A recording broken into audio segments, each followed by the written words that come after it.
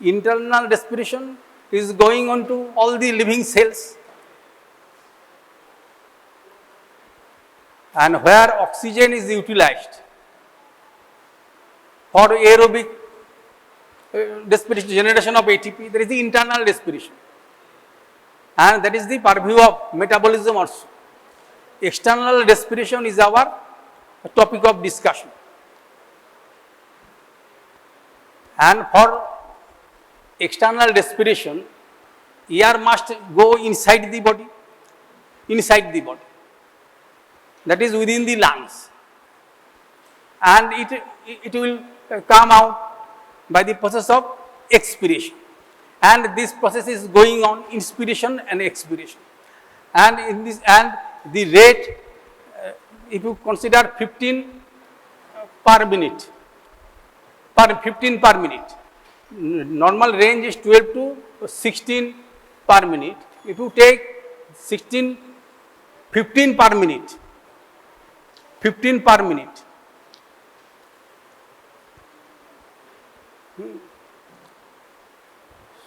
so for each cycle 4 seconds is required. 4 seconds is required for each cycle, inspiration and expiration. Clear? And how air enters?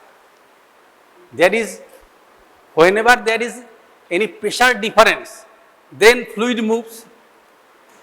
It is applicable to everywhere. Similarly, there is generation of pressure difference actively produced by the respiratory groups of muscles. We have control over our respiration. We are not conscious about this normally. In spite of that, we have control over the respiration. We can stop it, and we can increase the rate, strength of, that is the exit of the air. We can control it. So it is controlled by the neural system, nervous system, voluntary control. So there are voluntary muscles, and there must be pressure difference. And surrounding the lungs,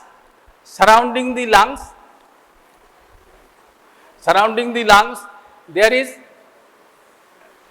a pleural cavity, hilum, pleural cavity, surrounding lung.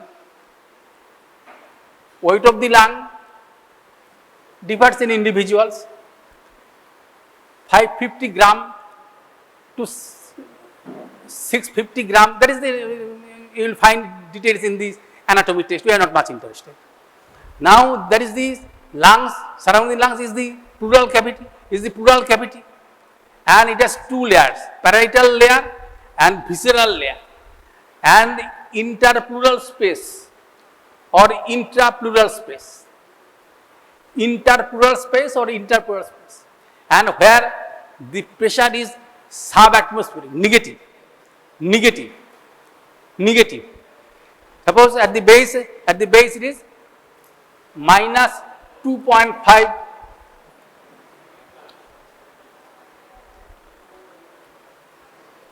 millimeter of mercury at any level at the base. Normally it is always negative, because lung tissue has a tendency of collapse, and chest wall try to expand, and in this way there is a generation of a negative pressure. Normally it is always negative. 0 means barometric pressure, negative means less than atmospheric pressure.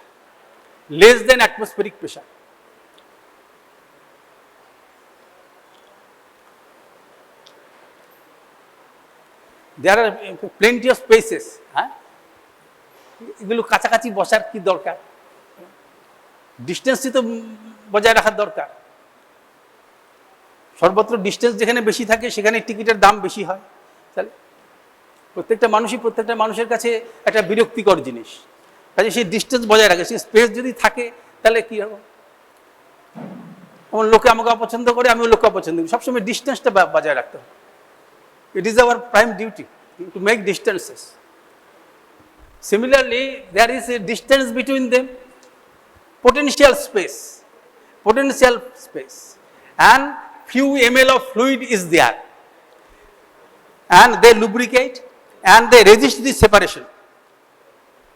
In hematology class, you will find the slides, very difficult to separate them, but they can slide past each other, and there is a slight amount of fluid within this pleural cavity. Very few ml. Different books differ, and they resist separation, but they allow sliding movement. Clear? So, if you take this value and it comprises of inspiration and expiration, 4 seconds. Every cycle consists of inspiration and expiration. If the rate is 15 per minute per second, 60 divided by 15, 4 seconds. So, and you will find this figure in every text. Expiration is to some extent prolonged than this, whatever it may be. Roughly, you can take, there is inspiration and it is expiration.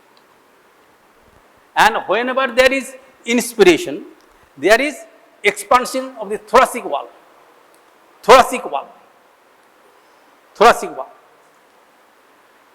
and the pressure goes down to, suppose in the levels it goes down, there is the expansion, it goes down to minus 6 millimeter of mercury, and in response to this, there is expansion of the lungs, and within the alveoli, pulmonary alveoli, the pressure drops, that is in communication with the atmosphere, and air enters. So, its magnitude is to some extent low. If you take a baseline, that is this.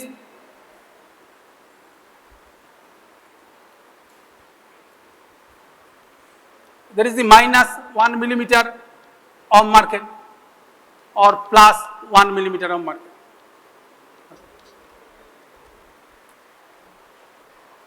Within the pleural cavity, the pressure difference is the same, but the absolute pressure is different. That we will discuss other day. Now, in the alveolar, intra-alveolar pressure, during inspiration it drops, it is the zero pressure, it is the beginning of inspiration, and is the almost the middle part, and at the end of inspiration it becomes zero again, and during expiration the lungs collapses to some extent and generate a positive pressure. Inspiration is an active process. It requires energy. Active process. Like contraction of the muscle, active process. But expiration is not an active process. It is relatively passive in the sense that no muscle is active during this expiration.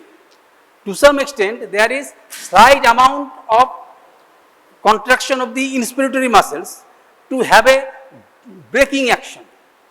The chest wall, normally the lungs try to collapse. The lungs try to collapse in this direction, and the chest wall in this direction.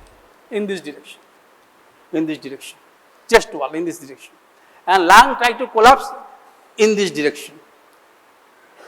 Due to many factors, it has elastic tissues, it has surface lining film of fluid, that has surface tension, and so there is a tendency of lungs to collapse and the tendency of the chest wall to expand. And for this reason, there is generation of this negative pressure, and when the lungs expand, the chest wall also expand, and this tendency of the chest wall to expand is neutralized equally by the tendency of the lungs to collapse at the end of the normal expiration. At that end of normal expiration, and then this tendency is mutually equal. And so it is the relaxation volume of the total respiratory system, and the air remaining in the lungs at that point is called functional residual capacity. Yeah. Now this is this alveolar pressure, and it is asked in the examination to draw the interpleural pressure, and in that case, in the same figure you can draw it. Inspiration, expiration, and take a level of minus 2.5 millimeter of mercury, and it is minus 6 millimeter of mercury, and in that case it should be ideally in this form, ideally in this form.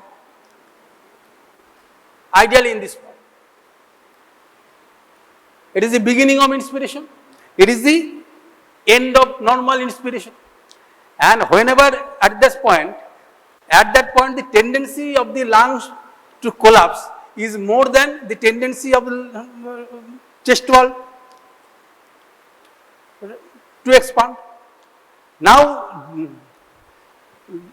whenever the inspiratory muscles do not function, and then what occurs, the lungs collapses due to its tendency, and at this point they become again equal. And if there are no factors like tissue resistances or airway resistances, you will find this type of ideal curve, but it is not so. In reality. It is skewed towards some left side. You will find this. It is the ideal one wherever there is no tissue viscous resistance or airway resistance. It is the ideal condition. But then in reality they are present, so this is skewed towards on the left side. And so the inspiratory curve and expiratory curve, they do not have the same root. It is a form of hysteresis. And along with this, there is a change in the volume. In the same figure, we can describe the volume change. Suppose it is considered this is the volume change.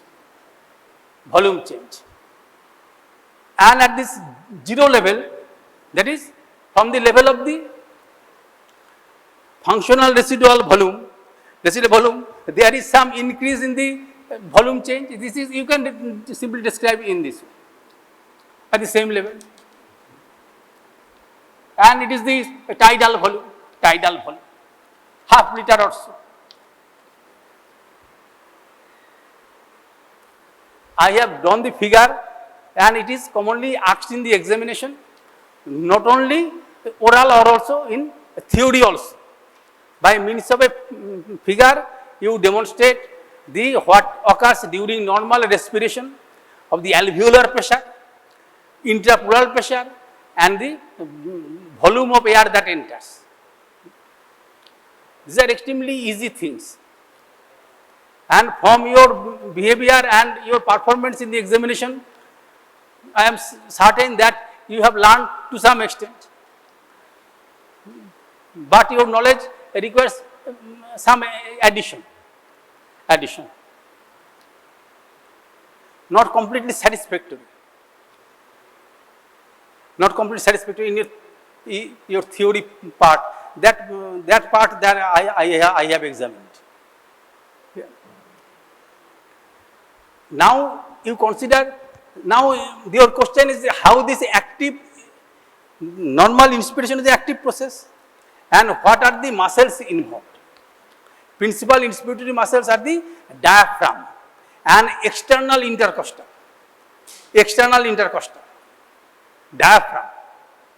Diaphragm and it increases the dimension. Diaphragm. Diaphragm, you know that it is movement, it is acts as a dome, muscular sheet separating thoracic cavity from the abdominal cavity. Abdominal cavity. A principal attachments at the bottom of the ribs of the bottom of the thorax, and by means of crura in front of the vertebral column. Vertebral column. Principal connections, and they all end in the central tendon, over which the heart is present. Central tendon, and they are supplied by phrenic nerve. Phrenic nerve. They are like the dome over the abdominal organs, liver, spleen also. And during normal inspiration, it increases the vertical dimension of 1.5 centimeter or so. 1.5 centimeter. But during deep inspiration, it may go down to 7.0 centimeter or so.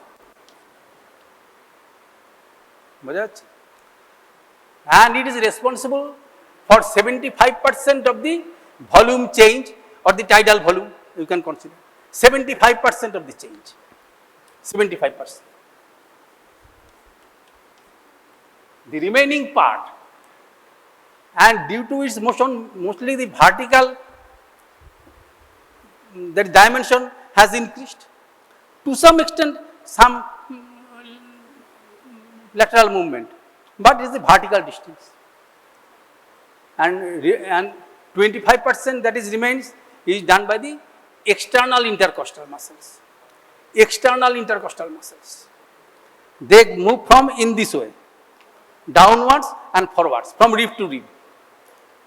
Rib to rib. And they are supplied by intercostal muscles. Intercostal muscles. And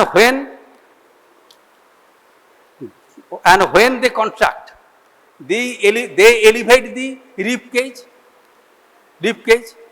and the anteroposterior diameter, they unite with the indirectly with the sternum, and there is anteroposterior dimension increases. Anteroposterior, and they are pivoted in such a way, and their anatomical disposition is that when they elevate the ribs, thoracic cage, there is also some flaring movement in this way. Limb handle movement and the buccal handle movement in anatomy text you will find. And for this purpose, you should open the anatomy text, the muscles responsible for respiration. Our subject is the human biology, different parts. So you have to for this part, for more detailed analysis, you must consult anatomy text available to you, any anatomy text, where they will find the name of the other muscles also and their origin insertion. In physiology text, these are the principal muscles. Besides this, during deep inspiration, other muscles are active. They are the sternocleidomastoid, scalene muscles, they are active. Clear? Even flaring of the nose. Yes. So detail you can have in anatomy texts. And there is also discussion, the muscles responsible for inspiration. So for this subject, I request you to take the help of both physiology and anatomy texts for clear conception.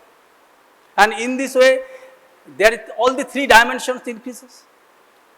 Normally, it is the diaphragm that is primarily active supplied by phrenic nerve. Cervical segment 3, 4, 5. And if a transaction is made, if there is injury above the third segment, cervical segment, then respiration stops. Because the information must come from the brain, higher center. But if it is below 5, the respiration continues. Then external intercostal muscles become ineffective, but the diaphragm is sufficient.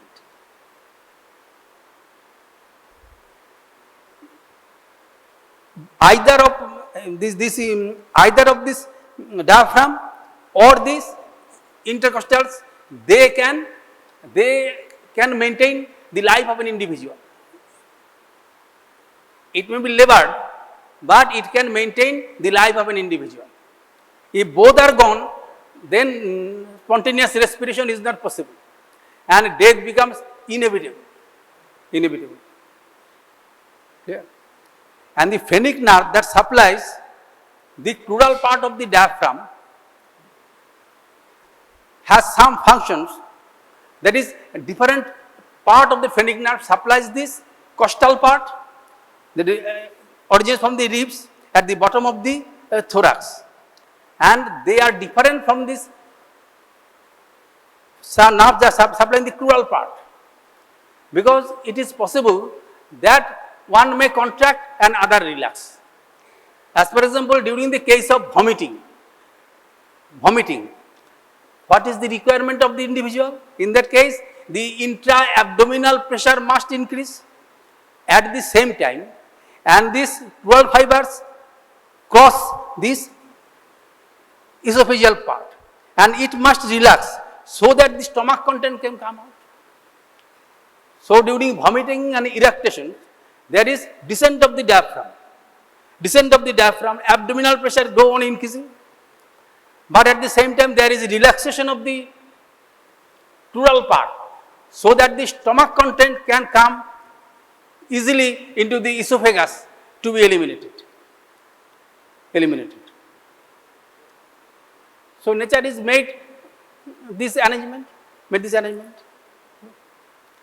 Now normal expiration is a passive process, because nature does not want wastage of energy. Maximum work in lieu of minimum investment of energy, so that only inspiration is active, but the normal expiration is relatively passive process. There is no muscle that is required, but during forced expiration there must be some muscles, they do have their activity. Principal expiratory muscles, they are internal intercostal,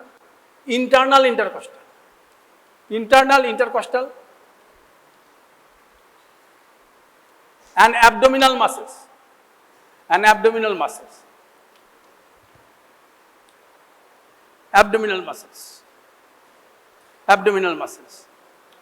Internal intercostals. External intercostals are in this way and they are in this way, downwards, backwards and posteriorly, and when they contract, they draw the thoracic cage downwards.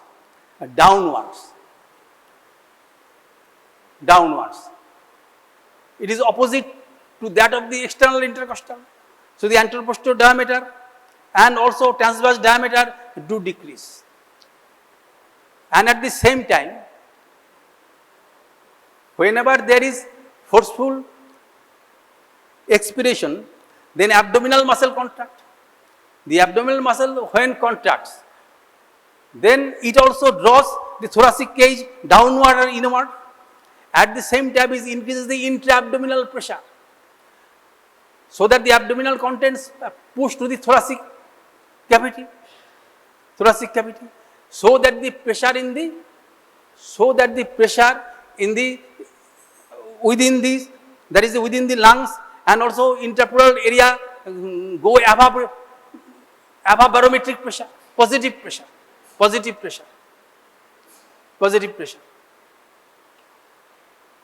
And in this way, expiration can be produced in an individual. It's forceful expiration. Normally, normal individuals, they are not conscious of their respiration. When they become conscious of their respiration, this is defined as dyspnea. We are not normally concerned of our respiratory process. But when we feel breathing distress, then the term is dyspnea in short. And in the intercostal area, the pressure must increase and it becomes positive. and within the alveoli the pressure may go more than 100 centimeter of water or so.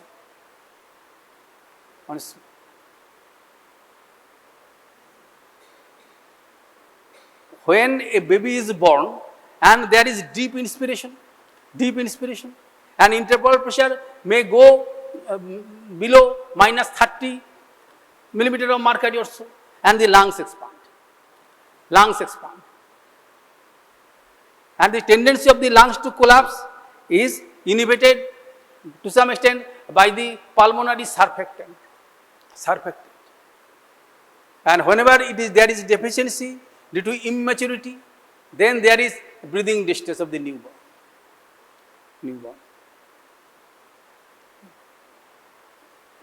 Now the thoracic tissue and these lungs, they have their relations between them, elastic properties, and these elastic properties can be understood by this.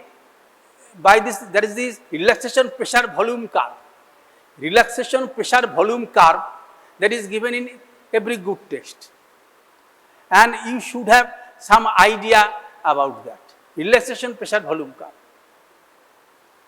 and from which the elastic works you can have some understanding.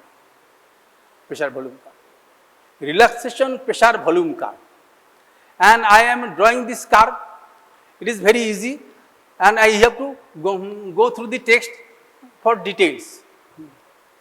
Relaxation pressure volume curve.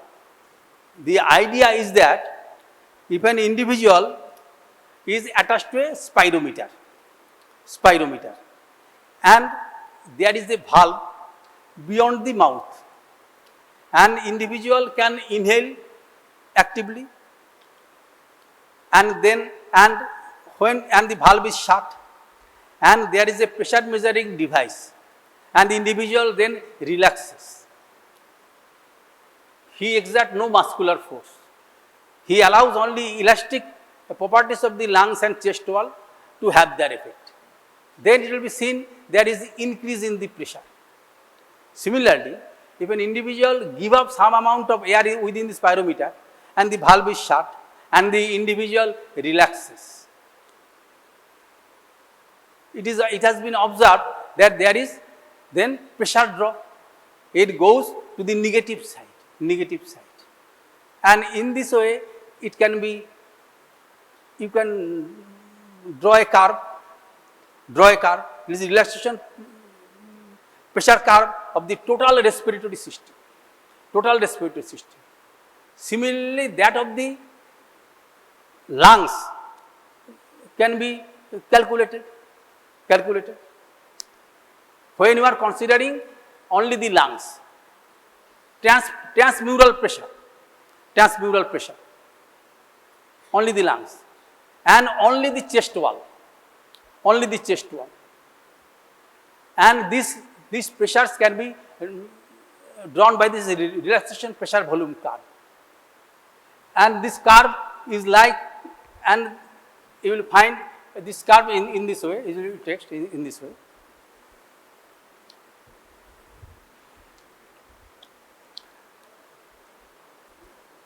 It is the minimal volume.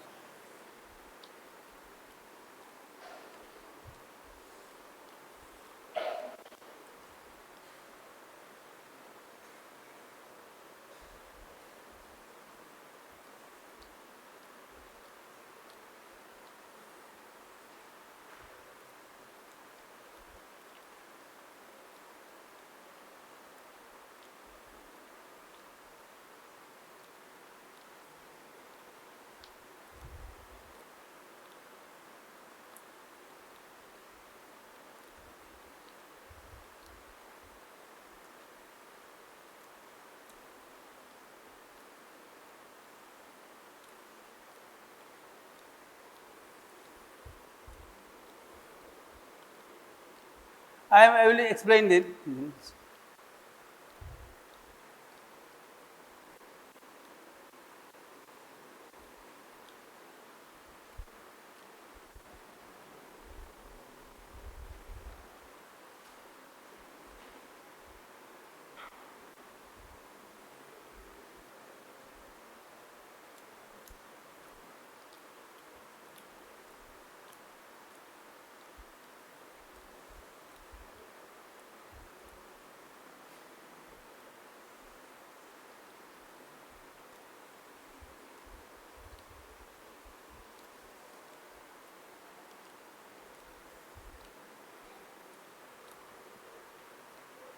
This type of curve you will find in the text, and it is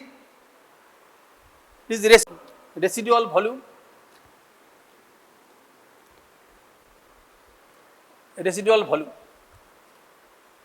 and it is for the lung alone, and it is for the total respiratory system, and it is for the thoracic wall or chest wall, relaxation pressure curve, and it is 70% of the vital capacity, 70% of vital capacity, and it is total is the vital capacity, 10%, and it is all the transmural pressure,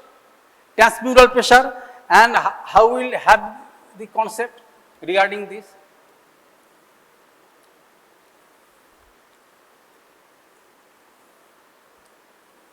Alveolar pressure,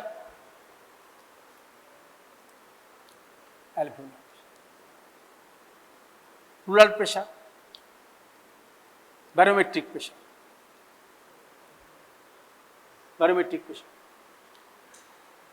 For the total respiratory system, then you have to consider this alveolar pressure minus barometric pressure, total respiratory system,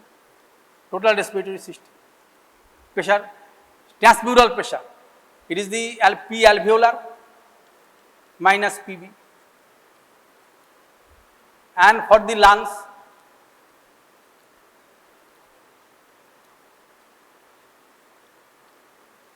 pleural pressure,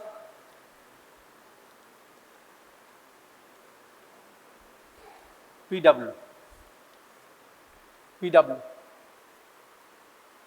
and it is the PL,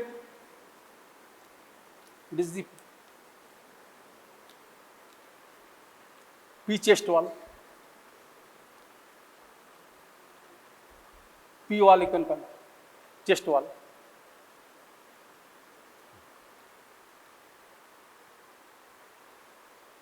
Transmural pressure, inside minus outside. In this way, they are depicted. And in this figure, you will find that so that there is always the sum, and in this case, the FRC, functional residual capacity, that is the volume of the lung, after normal expiration. Volume of air remaining in the lungs after normal expiration is the functional residual capacity. It is equal to that of the residual volume plus expiratory reserve volume. Before going into that, we have to discuss about the lung volumes and capacity. Normally, the amount of air we are inhaling and exhaling, normally, it is called tidal volume.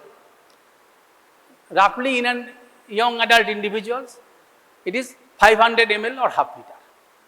It is variable, tidal volume. And an individual inhale from the level of tidal inspiration some amount of air beyond normal inspiration. It is called inspiratory reserve volume. That is reserve in that sense, inspiratory reserve volume. The volume of air inhaled by forceful inspiration from the level of the normal inspiration. From the level, then it is the inspiratory reserve volume. Similarly, you can, after normal expiration, you can exhale further. The volume of air that can be exhaled by forceful expiration after normal expiration, it is the expiratory reserve volume. Volume of the air remaining in the lungs after forceful expiration, that we cannot breathe out, and it is called residual volume.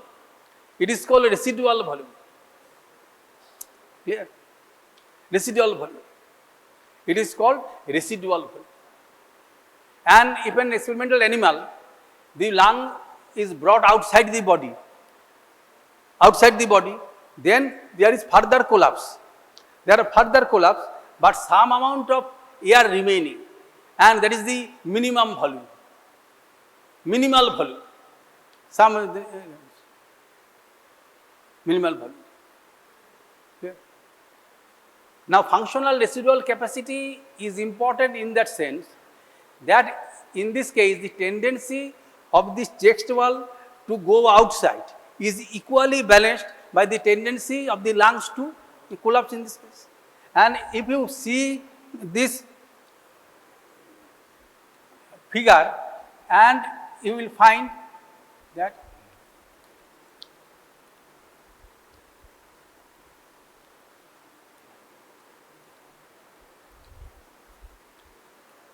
clear. You see, it is the total respiratory system, it is the zero level. The pressure is zero level. It is plus 20 centimeter of water, and it is minus 20 centimeter of water.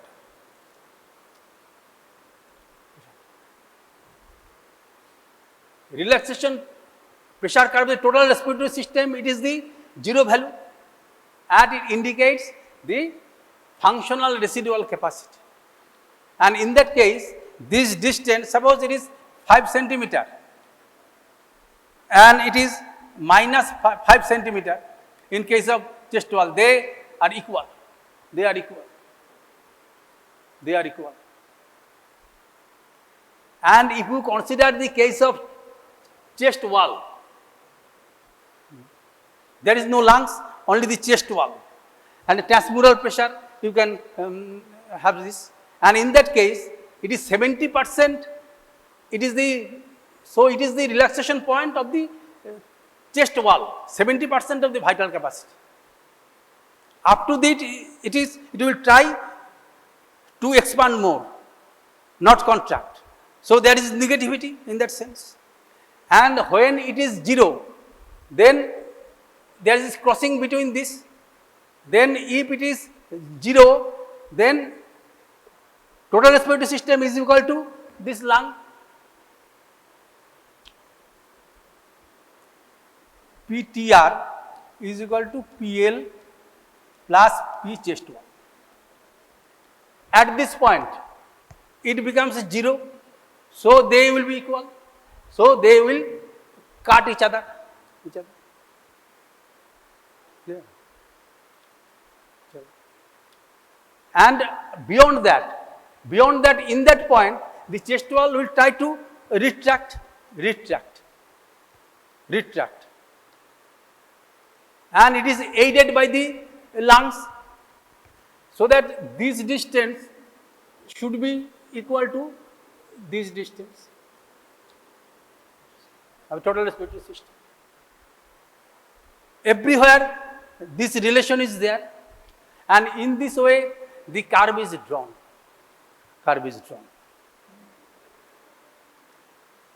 In the textbook you will find this figure, but they will hesitate to explain in details, because these books are written by much more meritorious people than we, and so they left this for the reader to have to comprehend.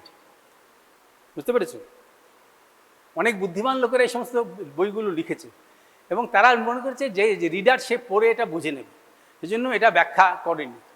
এজন্য আমি কিন্তু তোমাদের এখানে ব্যাখ্যাটা করলাম, যেহেতু আমি মনে করছি হয়তো তোমাদের মধ্যে কারোর হয়তো নিজের এটা বুঝতে অসুবিধা হবে বা নিজের ছবিটা আঁকতে অসুবিধা হবে, সেজন্য আমি এটা ব্যাখ্যাটা তোমাকে আমি এটা করলাম। Now you see that this point, how to draw these points in this point? It is the zero level, so it is the relaxation point of the total respiratory system. And you see in that place at the residual volume, there is some negativity, positivity in case of lung.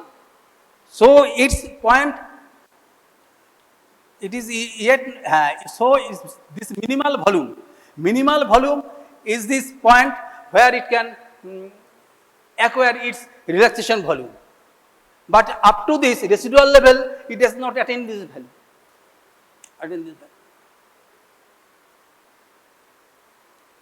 Clear? And so it has to some extent positive. and to some extent positive in this, in that case.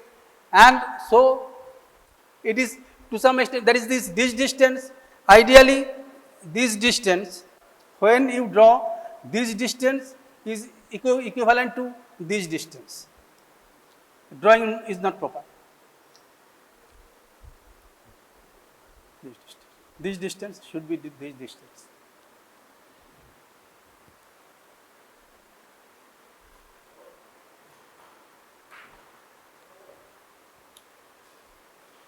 It is the total respiratory system, and it is the lungs, and it is for the chest wall. Chest wall, and relaxation point is the chest wall is the it is the 70% of the vital capacity. Vital capacity. Up to that level, it try to expand. Now from this, you can have some idea the compliance and also the work done by the lungs and the chest wall or so.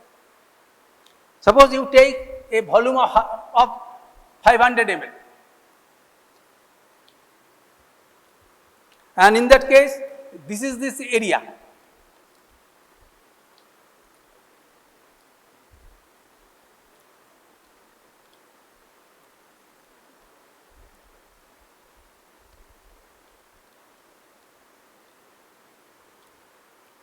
Work done by this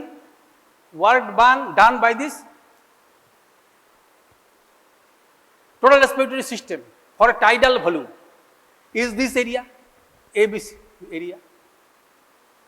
Pressure multiplied with the volume has the dimension of the work done. Dimension work done. Pressure multiplied by volume is the work done.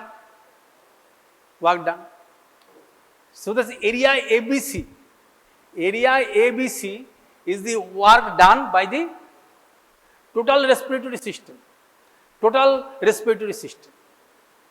And this total respiratory system, the work is less than by the lungs alone.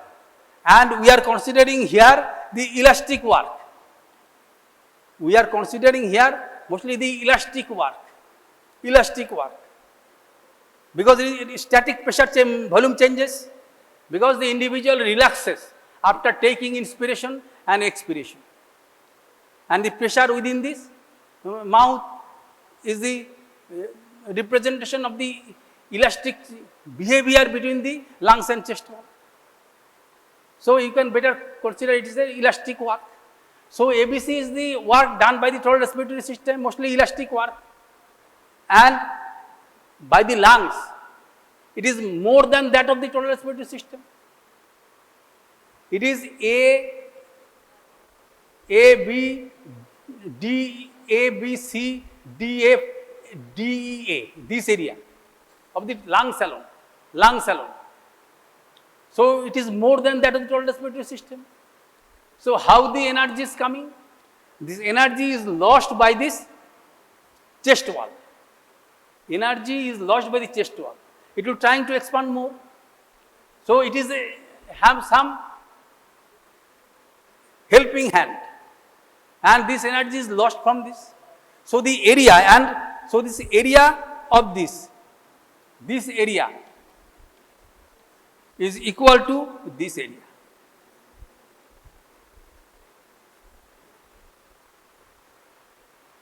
That is the energy lost from this area is gained by the lungs. Ultimately, so there is the total respiratory system has to work a little in comparison to the lungs alone.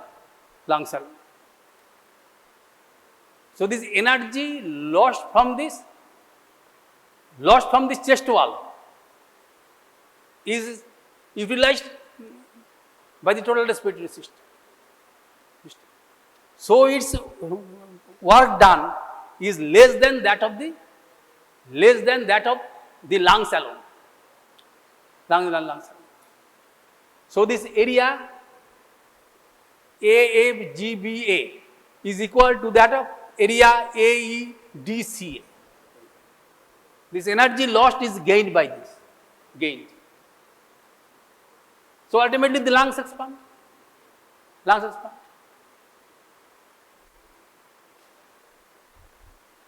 This work done. And normally, during normal respiration, only 0.3 to 0.5 kg meter, 0.3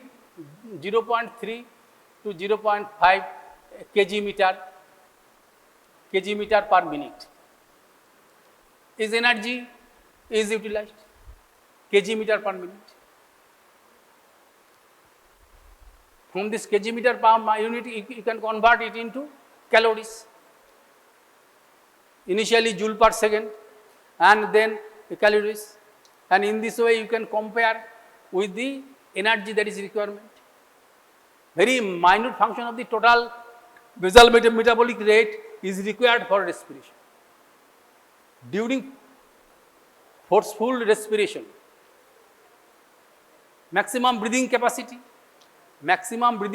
or maximum voluntary ventilation, the volume of air that we can inhale or exhale by forceful inspiratory and expiratory activity, and it cannot be maintained for a indefinite period of time. And here it is 125 to 170 liter per minute, and here both the rate and the tidal volume, there is the volume that is not tidal volume, that is that volume at that during that maneuver both increases, and there is active participation of the expiratory muscles. 125 to 170 liter per minute, maximum voluntary ventilation, maximum breathing capacity, and or during strenuous exercise, whenever there is increase in respiratory, any form of exercise, when the individual is playing football or running or anything athletic events continued, and in that case less than 3% of the energy, there is energy consumption increases. In spite of that, it is falls short of 3% of the total energy requirement.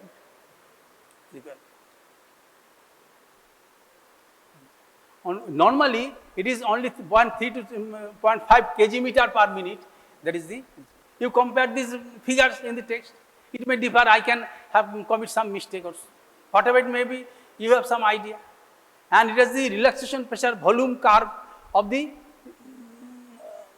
three walls, and these are all transmural pressure.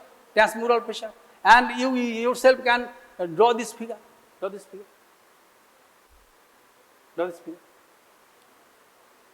Sometimes, and this figure is not given in the examination, given in the examination. But work done or some idea from the tidal respiration is asked. And what is done in that case? Then you have to draw the simple figure.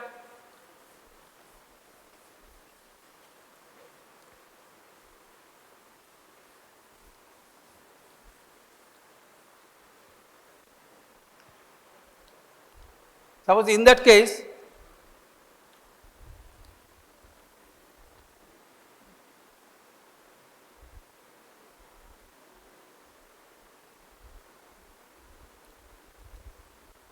it is the tidal volume, it is the volume, and in this the pressure axis, intrapleural pressure if you consider, intrapleural pressure, PPL you can consider, it is minus 2.5 centimeter of water if you think, or millimeter of mercury, whatever it may be.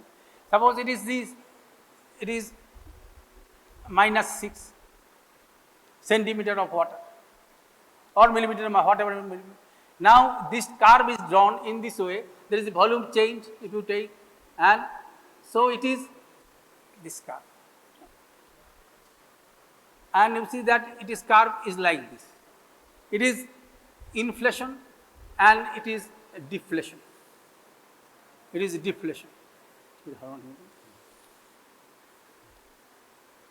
Inflation, deflation.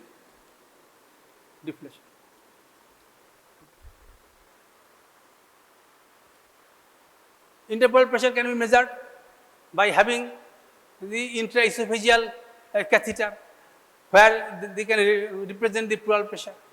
So in tidal inspiration, you can have this type of figure, and in this case, this work can be, and it is asked in the examination. This figure is asked in the examination.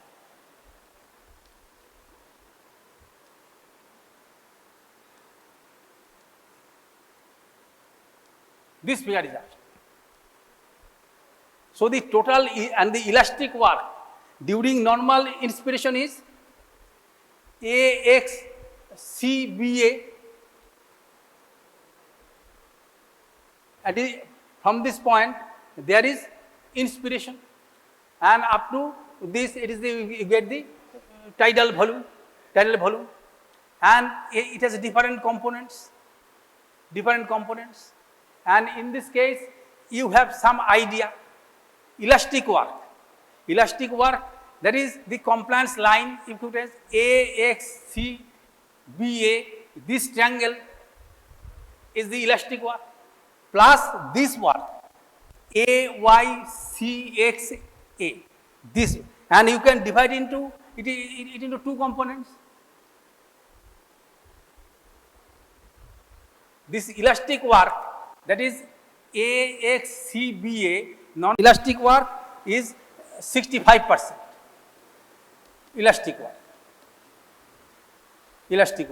Non-elastic work, elastic work, and of this, there is the viscous resistance 7%, and airway resistance, there is the remaining part 28%.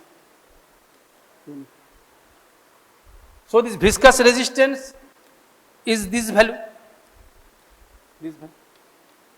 and airway resistance is this value, airway. So the total work required for normal inspiration, কোনো জায়গায় যদি ডাটায় ভুল হয় কি হয় তোমরা বই থেকে দেখে নেবে, পরে আমাকে বলতে পারো স্যার আপনি এটা ভুল বলেছেন।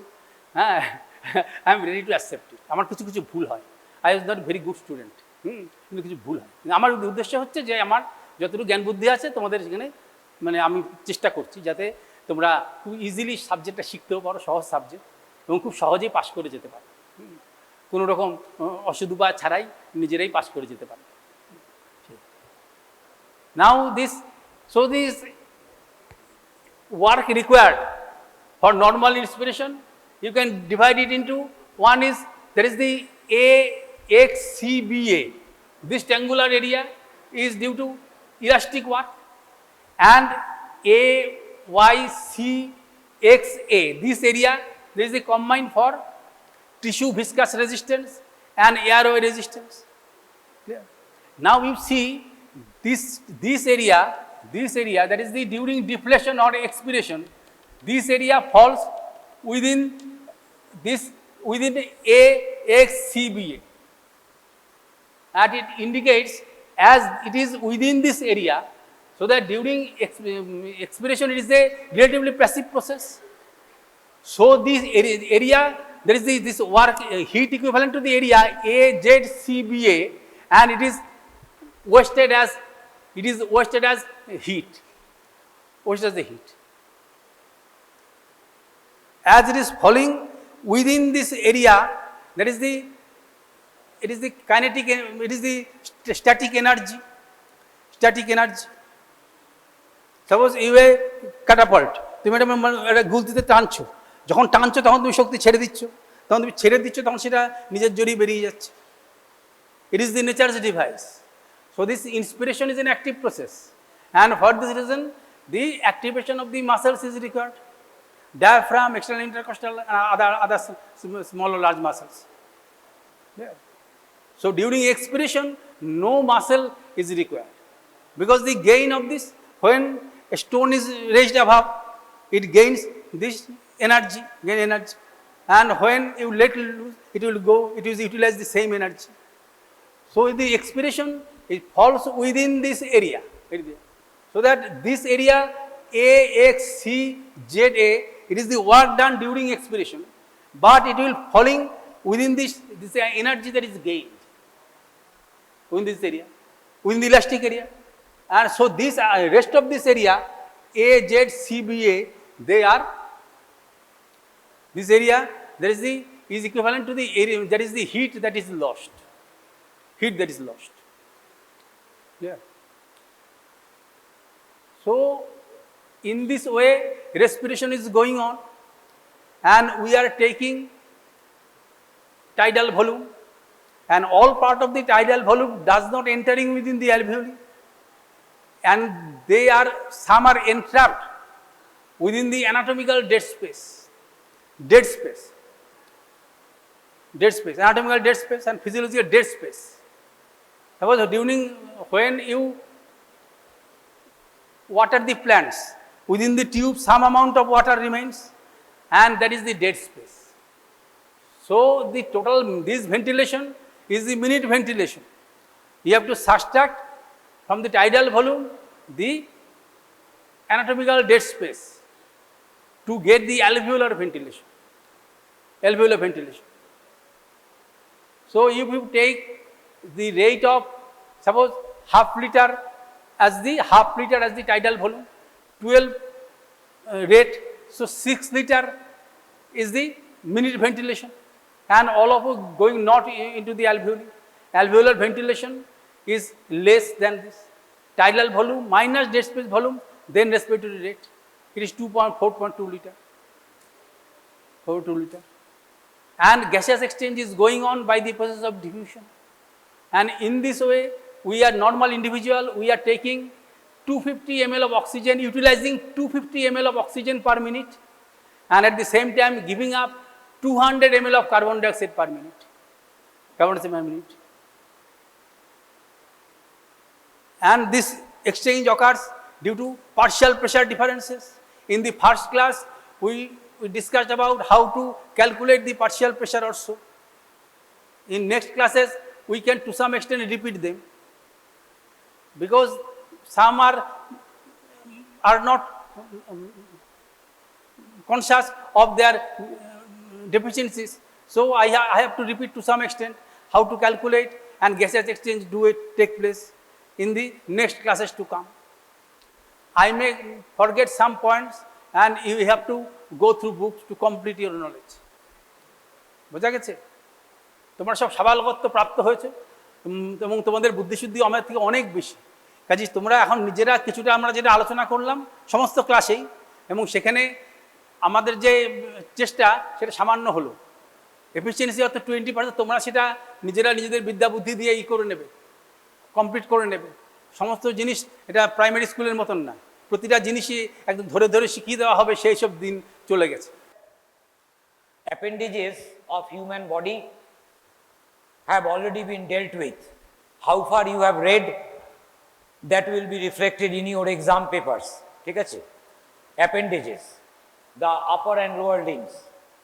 In the upper and lower limbs, nothing is there except the skeletal frame, the muscles, vessels and nerves.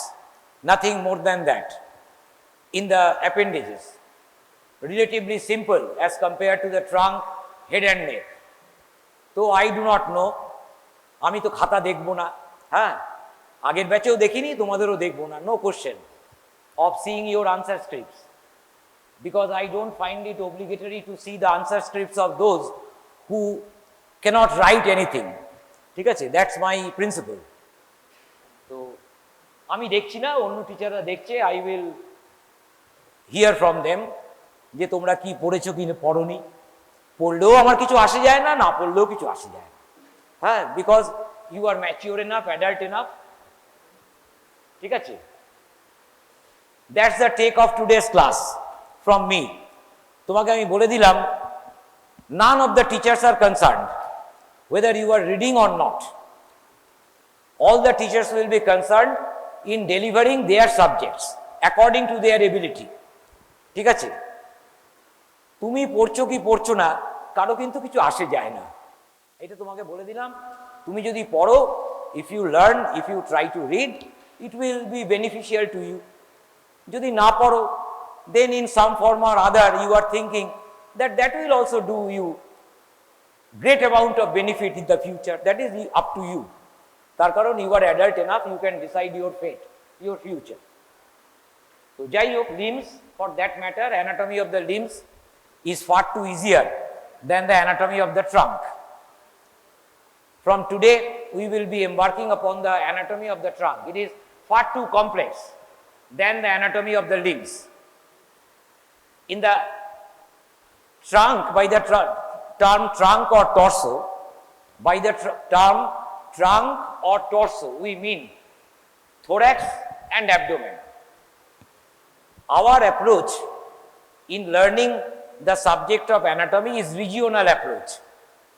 We study human anatomy in regions. So first of all, you have studied relatively simpler appendages. From now on, you will be studying the next complex element, the trunk, and further complex will be the head and neck. ঠিক আছে, far too complex, and the most complex anatomy of the human body is obviously the head and neck region. ঠিক আছে, that will be dealt with only in the third trimester. ঠিক আছে, in the second trimester the syllabus will be trunk, thorax and abdomen. Now this part of human body is the trunk, that you all know, I think. So what you will get in the trunk in terms of anatomical tissues, what you are going to get in the trunk. In the trunk, obviously the trunk will have a skeletal frame. Without the skeletal frame, an animal body cannot construct itself. Usual, that is the usual. Multicellular organism, they need a skeletal frame. Therefore, both the thorax and the abdomen will have a skeletal frame. In the abdominal part of the trunk, this is the abdomen, as you all know. Etai to abdomen. Now, this is in the abdominal part of the trunk, you are finding skeletal frame only across the dorsal midline. Across the dorsal midline, পেছনে, across the dorsal midline কিন্তু আমি কথা বলছি, দেখো প্রত্যেকটা, all the terms are important.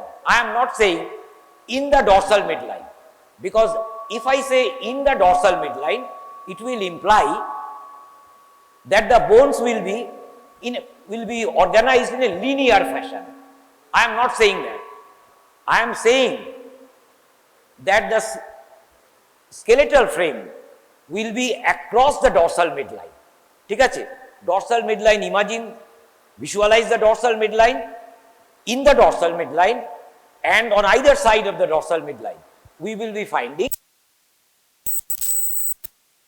ঠিক আছে, below the lumbar vertebrae we find the caudal vertebral complex. The caudal vertebral complex in the column is the sacrum and coccyx. So I think you have seen the vertebral column in yesterday's class in the human skeleton. ঠিক আছে, in the vertebral column one can easily identify the lumbar vertebrae, 5 in number, and below the lumbar vertebrae the sacrum and coccyx. ঠিক আছে, what is the essential difference? Already lumbar vertebrae has been told, has been taught to you, তাই তো, lumbar vertebrae হয়েছে।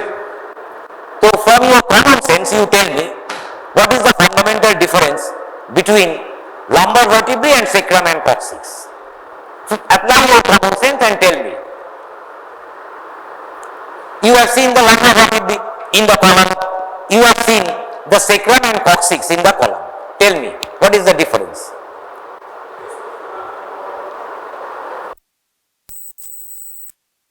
দেখো, আমি এই যে ক্লাসটা আমার হচ্ছে অ্যান্টিরিয়ার অ্যাবডোমিনাল ওয়াল।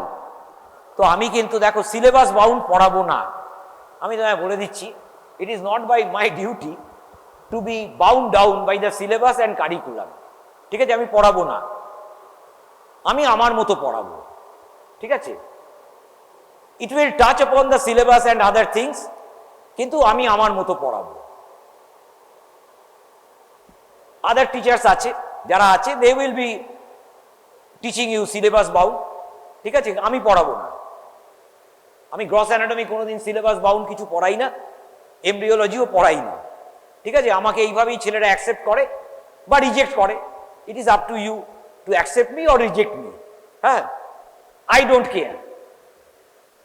তো এবার আমি তোমাকে বলছি যে ইউ প্লিজ টেল মি যে what is the difference between lumbar vertebrae, sacrum and coccyx?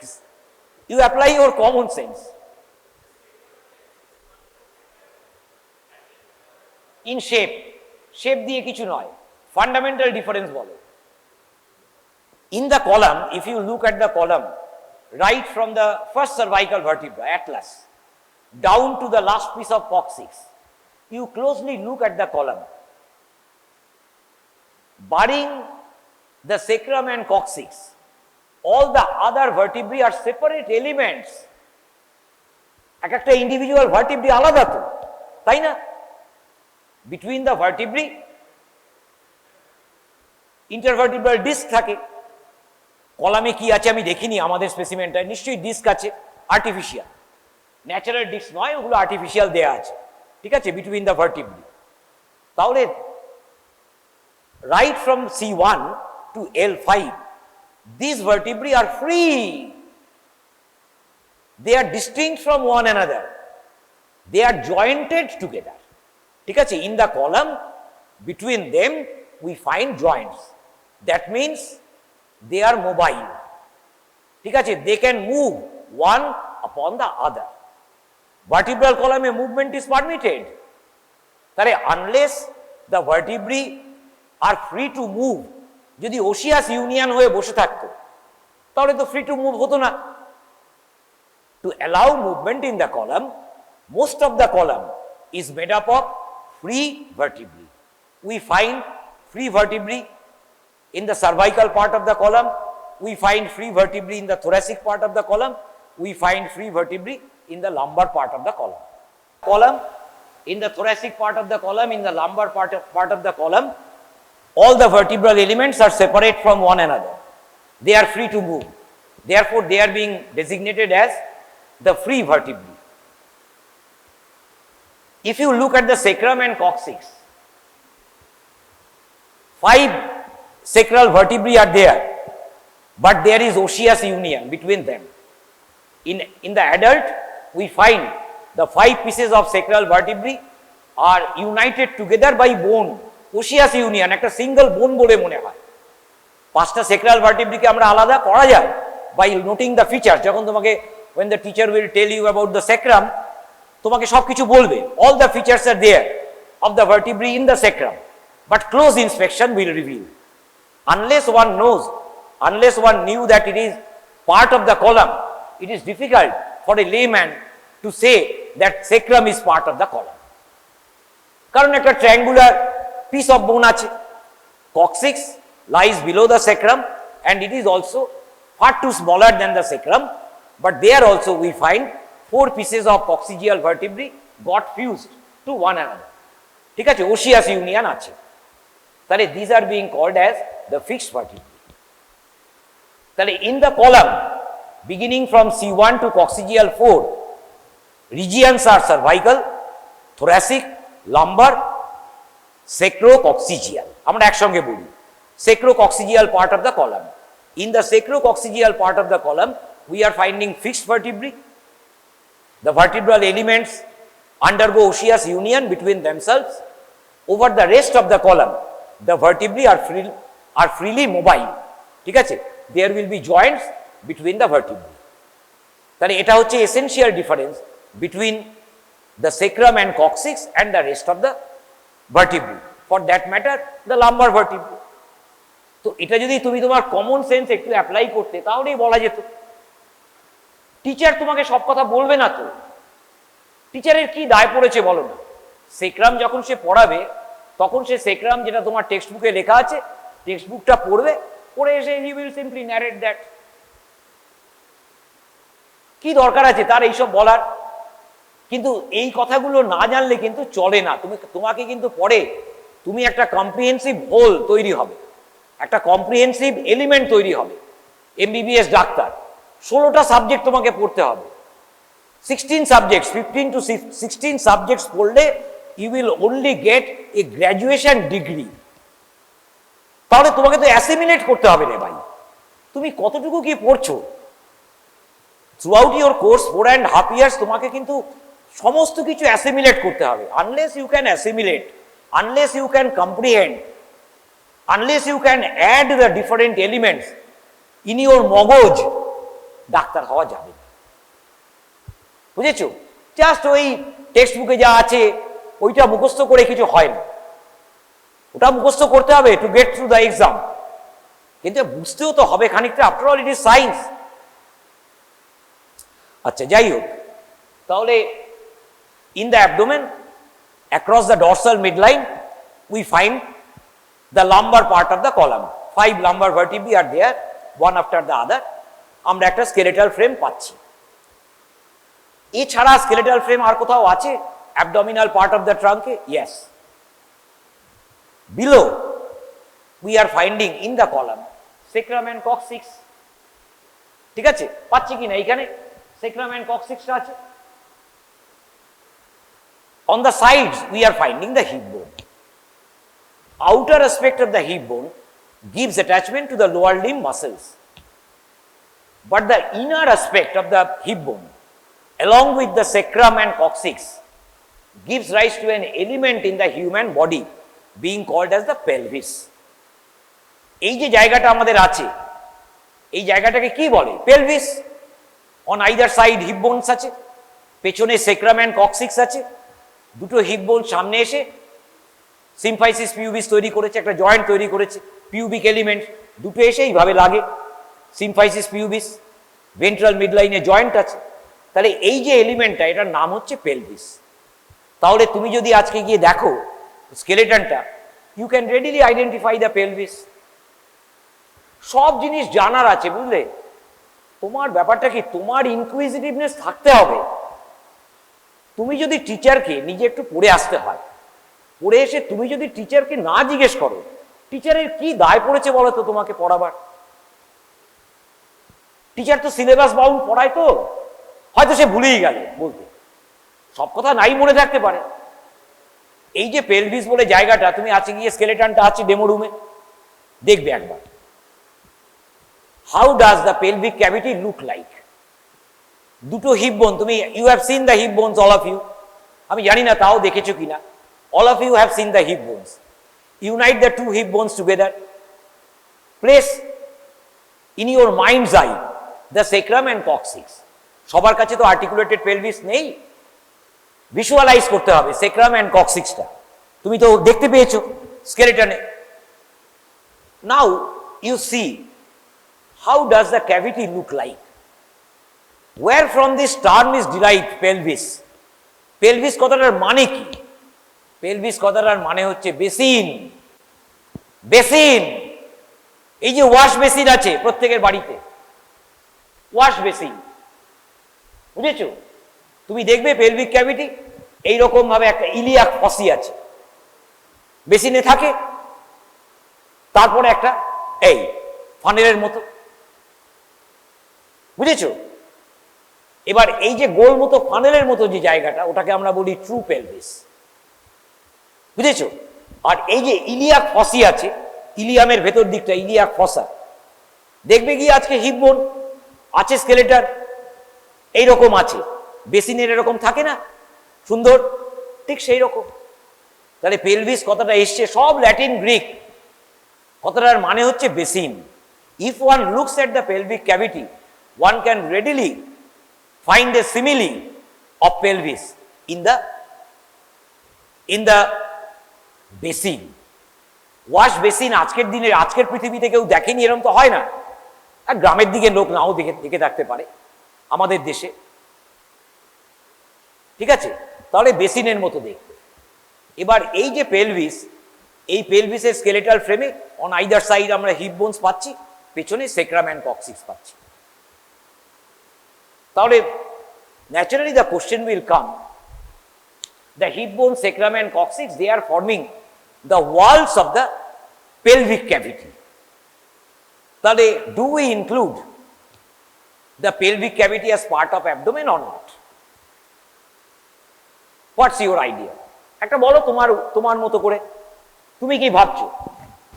pelvic cavity, is it part of abdominal part of the trunk or not? Yes, it is very much part of the abdominal part of the trunk. বুঝেছো? যখন আমি বাইরে থেকে দেখছি তখন আমি readily distinguished করতে পারছি দিস ইজ অ্যাবডোমেন, এটা অ্যাবডোমেন। ঠিক আছে, একমাত্র অ্যানাটমি বা বায়োলজিক্যাল সায়েন্সের লোক ছাড়া তো পেলভিস বলে কথাটা জানে না, জানার দরকারও নেই। তার কারণ তুমি যখন অ্যাবডোমেন ওপেন আপ করবে তখন দেখবে abdominal cavity is continuous with the cavity within the pelvis, continuous একটা এলিমেন্ট। তাহলে অ্যাবডোমেনের স্কেলেটাল ফ্রেমে তোমাকে ইনক্লুড করতে হবে hip bones, sacrum and coccyx, sacrococcygeal part of the column।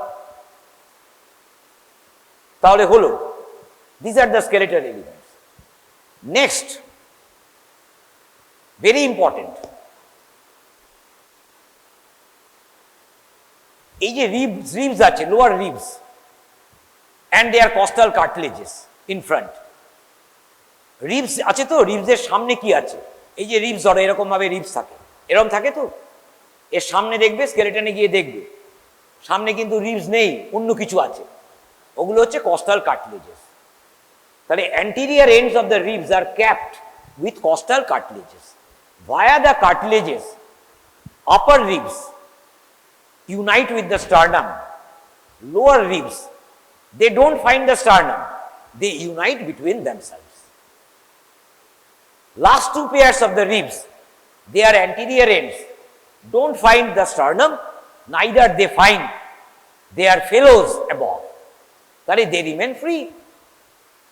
তা যখন তুমি রিবস পড়বে থোরাক্সে তখন তোমাকে ডিটেলে স্যারেরা বলবেন how to classify the 12 pairs of ribs। বুঝেছো, অনেক রকম ক্লাসিফিকেশন তোমাকে পড়তে হবে, মানে তুমি ভাবতে পারছো না যে কতটা তোমার সামনে পড়তে হবে। Do they contribute skeletal frame to the abdominal part of the trunk or not? This is dicey, this question is dicey, এটা কিন্তু চট করে তুমি বুঝতে পারবে না। এই যে লোয়ার রিবস অ্যান্ড কস্টাল কার্টিলেজেস, ঠিক আছে, আমরা যদি এগুলোকে সরাই, টান মেরে ধরো ছিঁড়ে ফেলে দিলাম, ভেতরে কি দেখতে পাবো? লাংস দেখতে পাবো, তাই তো? তাহলে ribs, on the inner aspect of the ribs we find the thoracic cavity, তাই তো? তাহলে naturally the ribs, they form, all the ribs, 12 pairs of ribs, they form the skeletal frame of the thoracic cavity, no doubt about that। But remember, between the thoracic part of the trunk and the abdominal part of the trunk, এই যে thorax আর এই যে abdomen, এর মাঝখানে কে বসে আছে? The diaphragm। Diaphragm লেখার আগে আর্টিকেল, আর্টিকেল ইংরেজিতে আর্টিকেল আছে না গ্রামারে, দা কথাটা যোগ করতে হবে সব সময়। If you don't write the diaphragm, number কেটে দেবো আমরা। বুঝেছো, ডায়াফ্রাম ইজ সো ইম্পর্টেন্ট যে এই ডায়াফ্রামটা thoraco abdominal diaphragm, you have to add the article the, definite. Thoraco abdominal, তুমি যেই দা ডায়াফ্রাম বলবে, it is definite that you are implying the thoracoabdominal diaphragm, because there are other diaphragms in the body। তুমি আর কি জানো? গোড়ার ডিম জানো, দুটো লিম্স পড়া হয়েছে, গ্র্যাজুয়ালি ইউ উইল লার্ন। আমি এক্ষুনি বলবো আবার ডায়াফ্রাম, অন্য ডায়াফ্রামের নাম, তাহলে তুমি জানতে পারবে যে what are the other diaphragms. But the diaphragm is the musculo aponeurotic or musculo-tendinous partition between the thoracic cavity and the abdominal cavity। ঠিক আছে, এবার এই যে ডায়াফ্রামটা, অ্যানাটমি তোমরা দেখবে, তুমি নিজে দেখতে পাবে বডিতে, তোমাকে স্যারেরা পড়াবেন ডায়াফ্রাম। ডায়াফ্রামটা কি এরকম ফ্ল্যাট আছে? আচ্ছা, ডায়াফ্রামটা কেন এইরকম ভাবে আছে? এরকম আছে তো, দুটো কিউপোলা আছে, ডোম, সোজা ইংরেজিতে বলে ডোম, ডিওএমই, ডোম, রাইট ডোম, লেফট ডোম। ভালো ইংরেজিতে বলে cupola, CUPOLA, right and left cupolae of the diaphragm. ঠিক আছে, মাঝখানে একটা সেন্ট্রাল টেন্ডন থাকে, মাঝখানে একটা সেন্ট্রাল টেন্ডিনাস পার্ট আছে, সেন্ট্রাল টেন্ডন, দুদিকে ফ্রেশ, কিন্তু ডায়াফ্রামটা ফ্ল্যাট নেই। কেন নেই? কেন ডোম শেপ? আবার কমন সেন্স। এবার এই কমন সেন্স যদি অ্যাপ্লাই করতে হয়, কমন সেন্সও ভাই এমনি এমনি আসবে না, দেখতে হয় তো ওয়ার্ল্ড অ্যারাউন্ড ইউ। তোমাকে সেন্সিটিভিটি দিয়ে তোমাকে দেখতে হবে, তাহলে তো ভাই কমন সেন্স বলে একটা ব্যাপার তোমার ভেতরে আসবে। কারসারি লুকে কখনো কমন সেন্স ডেভেলপ করে না। তাহলে তুমি ওই যে স্কেলেটনটা দেখেছো, ওই স্কেলেটনটায় তুমি যদি অর্গানাইজেশন অফ রিবস দেখো, রিবস এই দেখো এখানে যে তুমি তো নিজের রিবস পাঁজর তো ফিল করা যায়, তাহলে সবকটা রিব পরপর এরম তো নেই, হরাইজেন্টালি তো নেই, অবলিকলি সেট আছে। থোরাসিক আউটলেট, থোরাসিক ক্যাভিটির যে আউটলেটটা আছে হাইলি ইরেগুলার, হাইলি ইরেগুলার। ঠিক আছে, আমি শুধু একটা ফ্রন্টাল ভিউ তোমাকে দেখাচ্ছি। ফ্রন্টাল ভিউ সামনে থেকে থোরাসিক আউটলেটটা কিরকম।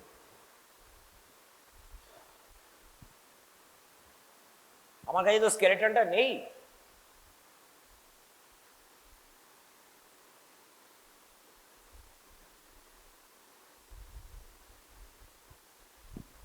এটা lower part of the body of the sternum, এটা জিফয়েড, জিফি স্টার্নাম। ঠিক আছে, ট্রায়াঙ্গুলার, ডিফারেন্ট শেপ নিতে পারে, তো ইউজুয়াল ট্রায়াঙ্গুলার। আচ্ছা, রিবস কেমন ভাবে আছে? এইভাবে আছে, আছে না রিব কেজ। দেখো এই যে এইটা, এটাকে আমরা বলি সাবকস্টাল আর্চ। সাবকস্টাল আর্চ পরপর সাজানো থাকে রিবস গুলো। কিভাবে থাকে আমি দেখো এর উপরে দেখাচ্ছি।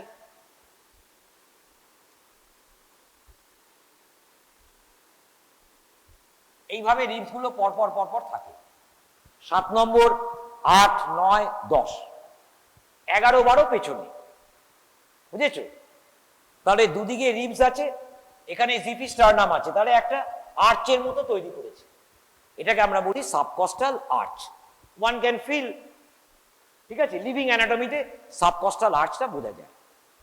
তাহলে রিব কেজটার লোয়ার লিমিট ইনফ্রন্ট যদি এরকম থাকে, তাহলে ডায়াফ্রামটাকে আমি কি করে এরকম বসাবো? ইম্পসিবল তো। ডায়াফ্রামটাকে এরকম বসাতে পারবো? বসাতে গেলে 12 নম্বর রিবটা থাকা উচিত ছিল এইরকম ভাবে, তবে তো এরকম বসাতে পারতাম, তা তো নেই। বুঝেছো? Lower limit of the thoracic cage is formed by the paired seventh। ঠিক আছে, এই যে দেখো এখানে 7 নম্বর এসছে, এখানেও 7 নম্বর আছে, এখানে কিন্তু 8 নম্বর নেই, 9 নম্বর নেই। তারপরে গিয়ে তারপরে এখানে 8 নম্বর আছে। তাহলে 7, 7, 8, 9, 10, 11, 12। বুঝেছো? Anterior ends of all these ribs together contribute to the thoracic outlet. এবার আমি ফ্রন্টাল প্রোফাইলে এরকম দেখালাম। এবার দেখো আমি ঘুরছি, এই ঘুরলাম, ল্যাটারাল প্রোফাইল হবে। এবার ল্যাটারাল প্রোফাইলে আমি তোমাকে আউটলেটটা দেখাচ্ছি। ল্যাটারাল প্রোফাইলে আউটলেট হচ্ছে এই, তারপরে এইটা 11th, এইটা 11th, আর এইটা 12, এইটা 12, এইটা 12, এইটা 11। তাহলে ল্যাটারাল প্রোফাইলে এইরকম, ঠিক আছে, আর পেছনে ভার্টিব্রা আছে। তাহলে হাইলি ইরেগুলার একটা আউটলেট আছে। তাহলে এই হাইলি ইরেগুলার আউটলেটটাকে যদি কভার করতে হয়, nature has to make the diaphragm dome shaped. এছাড়া রাস্তা নেই, it has to be dome shaped. আমার তোমার ইচ্ছের উপর কিছু নির্ভর করে না। জেনেটিক ব্লুপ্রিন্ট, ইভলিউশনারি ব্লুপ্রিন্ট দিয়ে রিব কেজ তৈরি হয়েছে, বুঝেছো? সেই রিব কেজটা যখন তৈরি হয়েছে, হিউম্যান বিইং এর রিব কেজ ইউনিক এরকম ভাবার কোনো কারণ নেই। শিম্পাঞ্জির রিব কেজও আমার মতো, গরিলার রিব কেজও আমার মতো, গরুর রিব কেজও আমার মতো, বুঝেছো? তাহলে রিব কেজ, এই যে খাঁচা, এই খাঁচাটার আউটলেটে যে চেহারা, তাতে diaphragm has to be dome shaped, বুঝেছো? তাহলে ডায়াফ্রামটা এইখানে এই রিবস গুলো আছে, ডায়াফ্রামটা এইরকম ভাবে ভেতরের দিকে এরকম উঠে বসে থাকে, এই হচ্ছে ডায়াফ্রাম। এই ডায়াফ্রাম উঠে গেছে, এখানে পরপর রিব আছে, এই 7 নম্বর, এই 8 নম্বর, এই 9 নম্বর, এই 10 নম্বর, এই উঠে গেছে, এইগুলো রিব। আর দেখো ডায়াফ্রাম ভেতরে ঢুকে গেছে। তাহলে part of the abdominal cavity will be overlapped by the ribs. বুঝেছো?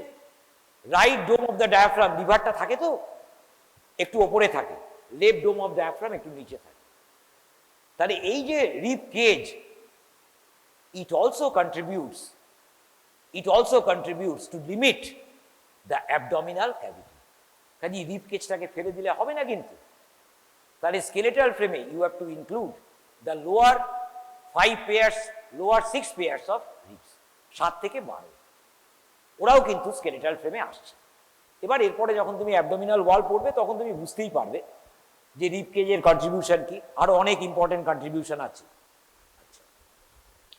তাহলে এই হলো। আচ্ছা, তাহলে আমরা দেখলাম যে স্কেলেটাল ফ্রেমে অ্যাবডোমিনাল পার্ট অফ দ্য ট্রাঙ্কে কারা কন্ট্রিবিউট করলো। Lumbar vertebrae, sacrococcygeal part of the column, inner aspect of the hip bones। ঠিক আছে, inner aspect of the hip bones, sacrococcygeal part of the column together forms the pelvis।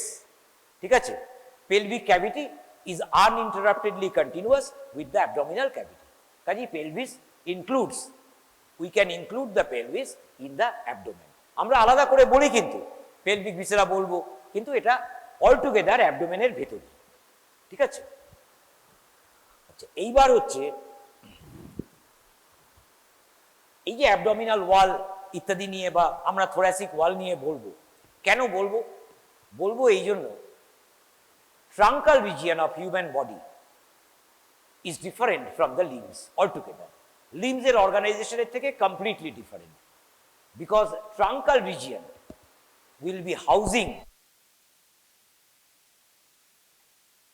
ঠিক আছে, systems without which we cannot live, which are essential for survival of an animal, are housed in the thoracic part of the trunk, in the abdomen। That's it. The truncal region is meant for housing the life supporting organ systems। ঠিক আছে, so now we are studying the wall, that has got importance, এ বিষয়ে কোনো সন্দেহ নেই, কারণ wall is binding down the organs within। কাজে no doubt there is importance of the walls। ওয়ালসও তোমাকে পড়তে হবে, এই যে পড়াচ্ছি আমি এখন পড়াচ্ছি, তো এর থেকে হাজার গুণে ইম্পর্টেন্ট হচ্ছে যখন ভেতরে ঢুকবে পাগল হয়ে যাবে। Liver, stomach, duodenum, jejunum, ilium, all the parts of colon, kidneys, ureter, bladder, uterus, tubes, ovary, everything you have to read। Gross anatomy, blood supply, nerve supply, lymphatic drainage, everything clinical anatomy। Kazi abdomen হচ্ছে ভীষণ খারাপ জায়গা। তুমি তো জানো না যে কোথায় তুমি এখন এমবার্ক করেছো, বুঝেছো? এ তো কিছুই না, ওয়াল। এরপরে যখন অর্গানে ঢুকবে তুমি হাবুডুবু খাবে। প্রত্যেকটা অর্গান অ্যানাটমিক্যাল পজিশনে ধরা শিখতে হবে। এতদিন পর্যন্ত তো বোন অ্যানাটমিক্যাল পজিশনে ধরেছো, এবার তোমাকে লিভার ধরতে হবে, স্টমাক ধরতে হবে, কিডনি ধরতে হবে, স্প্লিন ধরতে হবে, ডুওডিনাম, প্যাঙ্ক্রিয়াস, স্প্লিন ধরতে হবে। কি ধরতে হবে না? প্রত্যেকটা অর্গানের সারফেস, বর্ডার, ফিচার্স, রিলেশন আছে, বুঝেছো? তাহলে অ্যাবডোমেনের ভেতরে অর্গান সিস্টেমস আছে, সেটাই অনেক বেশি ইম্পর্টেন্ট। তাহলে ওয়াল কি ইম্পর্টেন্ট নয়? Obviously wall is also important. ঠিক আছে, কারণ without the wall cavity cannot be created over most of the walls of the abdomen. তাহলে আমরা কি পাচ্ছি? বোনস কিন্তু পাচ্ছি না। ঠিক আছে, তাহলে কোন জায়গাটায় আমরা বোনস পাচ্ছি না অ্যাবডোমেনে? এক কথায় ডিফাইন করতে হবে, উই ডোন্ট ফাইন্ড এনি বোন in the ventrolateral or anterolateral abdominal wall. এই যে ventral abdominal wall, lateral abdominal wall, এটাকে আমরা ventrolateral abdominal wall বলছি। তাহলে in the flanks, এটাকে ফ্ল্যাঙ্ক বলি, ফ্ল্যাঙ্ক, FLANK, ফ্ল্যাঙ্কসে কোনো বোন নেই, সামনে কোনো বোনস নেই। তাহলে ভেন্ট্রোল্যাটারাল অ্যাবডোমিনাল ওয়ালে কোনো বোনস রাখেনি নেচার। কেন রাখেনি? To allow the diaphragm to descend. ঠিক আছে, ডায়াফ্রামকে ডিসেন্ড করানোর জন্য, which is so essential for the act of inspiration. Without inspiration we cannot live, without taking in oxygen we cannot live. Principal muscle of inspiration is diaphragm. তাহলে diaphragm when it contracts during inspiration, ঠিক আছে, it drops down. তাহলে to allow the diaphragm to drop down, the abdominal wall musculature must relax. বুঝেছো? শুধু ডায়াফ্রামকে আমি contract করালাম উপর থেকে, ব্রেন বলছে এই কন্ট্রাক্ট কর, ডায়াফ্রাম কন্ট্রাক্ট করে নিচে নামবার চেষ্টা করছে, এ বলছে ধর, তোর বাপ বললেও সরবো না, ডায়াফ্রাম নামতে পারবে। তাহলে controlled relaxation of abdominal wall musculature is needed. তুমি যদি একটা জোরে বেল্ট বেঁধে রাখো, কর্সেট বাঁধে না, লাম্বার স্পন্ডিলাইটিস হলে দেখেছো তুমি, এবার তুমি যদি এরকম দেখো, তুমি জোরে বাঁধো, খুব জোরে বাঁধবে, তোমার শ্বাসকষ্ট হবে, তার কারণ এটা নামবেই না তো ডায়াফ্রাম, শ্যালো রেসপিরেশন হবে, কিছুক্ষণ পরেই তুমি অক্সিজেনের অভাব ফিল করবে। বুঝেছো? Diaphragm will fail to drop. তাহলে there must be controlled relaxation of abdominal wall musculature. তাহলে মাসেল না রেখে যদি এখানে বোন রাখতাম, হতো না। কাজে নেচার জানে কোথায় হাড় রাখতে হবে, কোথায় রাখতে হবে। সেই জন্য posterior abdominal wall বারিং the lumber part of the column muscles আছে, আর ফ্ল্যাঙ্কে মাসেলস আছে, ভেন্ট্রালি মাসেলস আছে। এবার নেচার, আমি তোমাকে বারবার বলি, নেচার কিন্তু ইকোনমি বোঝে, নেচার ভীষণ ইকোনমি বোঝে। মানে আমাদের ওই যে নির্মলা সীতারামন যতটা ইকোনমি বোঝে, তার থেকে 1000 গুণে ভালো বোঝে নেচার। বুঝেছো? শুধু আমি নির্মলা সীতারামনকে বলছি না, অমর্ত্য সেন, তারপরে মনমোহন সিং, এরা যা ইকোনমি বোঝে, তার থেকে অনেক ভালো ইকোনমি বুঝে কিন্তু তোমার শরীরটা তৈরি করেছে নেচার। আর যারা বিলিভার ইন গড, তারা বলো গড, আমার কোনো আপত্তি নেই। বুঝেছো? তাহলে এই ভেন্ট্রোল্যাটারাল অ্যাবডোমিনাল ওয়ালে টু মেনি মাসেলস রাখেনি নেচার। থাইয়ে রেকটাস ফিমোরিস, সার্টোরিয়া সব হতো, নিকুচি করেছে। আরে এখানে তো মুভমেন্টের জন্য মাসেলস রেখেছে, এখানে তো মুভমেন্টটা এসেনশিয়াল নয়, এখানে protection of the viscera within, সেই জন্য আমি মাসেলস রেখেছি। প্লাস ডায়াফ্রামকে অ্যালাউ করছি, plus they will offer some movement muscle যখন, কিন্তু মুভমেন্টটা secondary. Movement is not of paramount importance, ঠিক আছে, ইন দ্য অ্যাবডোমেন। তাহলে nature principle of economy follow করে কি মাসেল রেখেছে? 3টে ফ্ল্যাট মাসেলস রেখেছে, 3 ফ্ল্যাট মাসেলস, ঠিক আছে, one after the other. They are disposed in the form of sheets, SHEETS, শিটসে আছে, one after the other. Transversus abdominis, internal oblique, external oblique, and all the muscles, flat sheets, they are ending in flat sheets of collagen tissue, aponeurosis. ঠিক আছে? তার মানে muscles গুলোকে দেখতে এরকম flat শিটের মতো হবে। আমি তোমাকে দেখিয়ে দিচ্ছি, দেখো, আমি রাফলি একটা মাসেল ধরো দেখাচ্ছি। এইটা একটা মাসেল, ফ্লেশ, এইখানে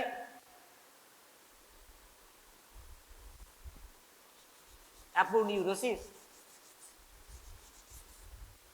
ঠিক আছে, ঠিক এইভাবে অর্গানাইজড আছে, একেবারে ফ্ল্যাঙ্কসকে কভার করেছে, করে ভেন্ট্রাল অ্যাবডোমিনাল ওয়ালে এসছে, ভেন্ট্রাল মিডলাইনের কাছে এসে আর ফ্লেশ পাবো না, আমরা কি পাবো? অ্যাপোনিউরোসিস। তাহলে তিনটে flat muscles organized in the form of sheets আছে। Nowhere else in human body you will find muscles organized in sheets. ঠিক আছে? Muscles organized in sheets lying in the superficial plane underneath the skin. দেখেছো?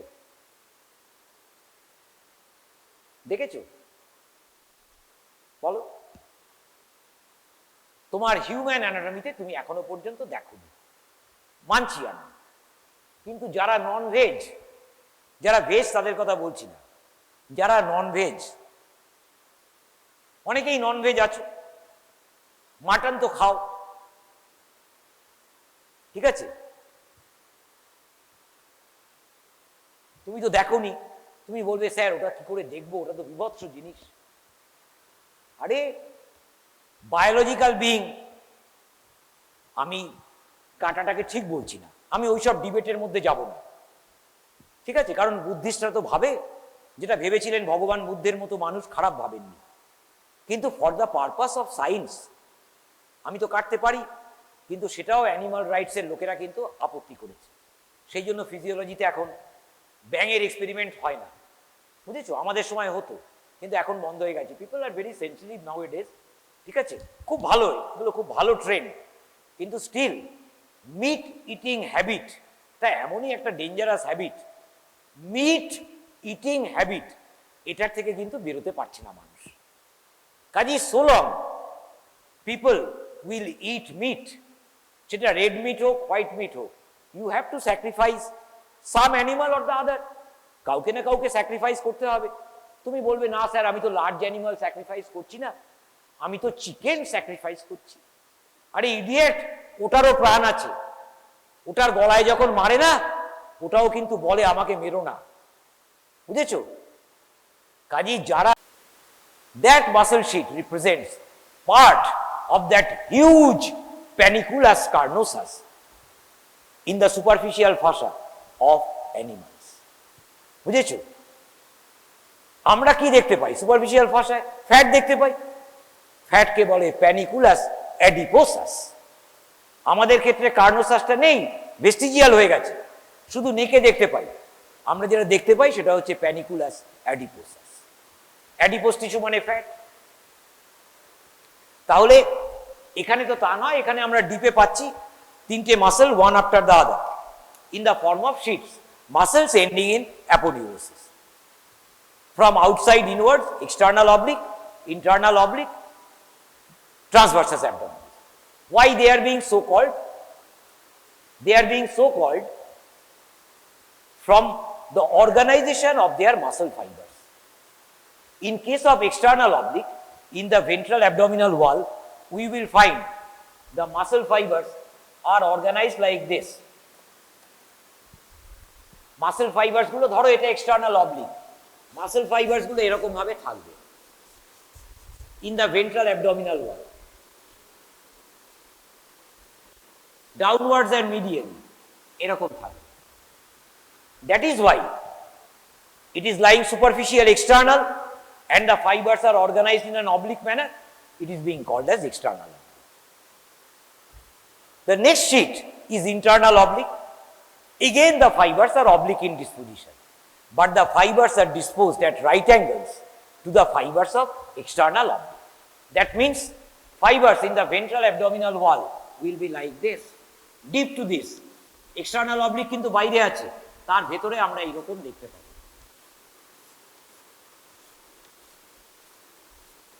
ঠিক এইরকম ভাবে দেখতে পাবো। তাহলে কি হলো, এই মাসলটা এইভাবে আছে, ওই মাসলটা ঠিক উল্টো দিকে আছে, ঠিক আছে, এরকম ক্রস স্টিচিং হয়ে যায়। such cross stitches in the ventral abdominal wall formed by the muscles help in protecting the organs within, বুঝেছো? ক্রস স্টিচ দিয়ে সেলাই করে একটা ক্লথ, এটাকে একটা ক্লথ ভাবো না। তোমাকে সার্জনরা বলবে তুমি যখন সার্জারিতে যাবে যে দেখ এটা হচ্ছে লেয়ার্ড একটা মেটেরিয়াল অফ ক্লথের মতো, বুঝেছো? আমি তোমাকে বলে দিচ্ছি শিটসও পরপর শিটস আছে। তাহলে মাসেলের অর্গানাইজেশন এমন ক্রস স্টিচিং করে দিয়েছে to protect the inside organs. হলো দ্য ইনার মোস্ট শিট হচ্ছে ট্রান্সভার্সাস অ্যাবডোমিনিস। সেখানে ফাইবার্স কেমন সব দেখা যায়, তুমি যদি বডিতে দেখো সব দেখতে পাওয়া যাবে। ট্রান্সভার্সাস অ্যাবডোমিনিসে the fibres will be organise, একেবারে ডিপে থাকবে, ঠিক এইরকম একেবারে হরাইজন্টাল এইরকম। Transversus abdominis transversely organised fibres আমরা দেখতে পাবো। In this manner the flesh of the three sheets are organized, giving great protection to the ventrolateral abdominal wall.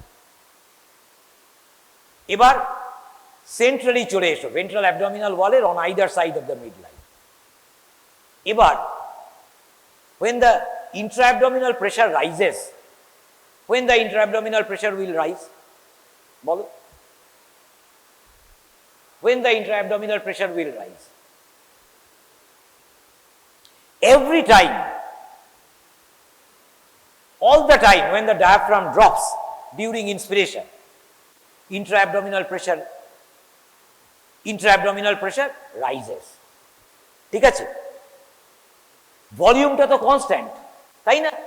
Volume তো কনস্ট্যান্ট, মাসেলস আছে, বোনস আছে, তাহলে that pressure, rise in pressure, ঠিক আছে, will be made up by an expansion or bulging of the ventrolateral abdominal wall. Pressure যেটা rise করলো ventrolateral abdominal wallটা relax করে অ্যালাউ করলো, ঠিক আছে।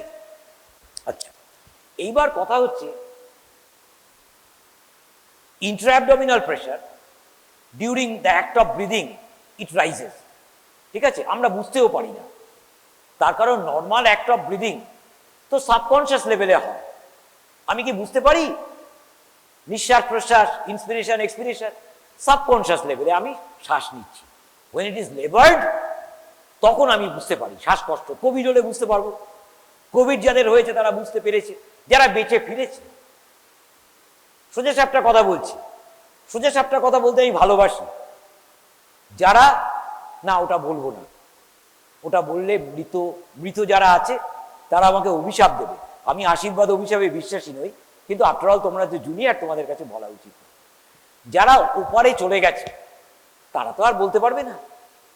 যারা ফরচুনেট ফিউ, যারা ফিরে এসছে, তারা জানে যে শ্বাসকষ্ট কাকে বলে, অক্সিজেনের অভাব কাকে বলে।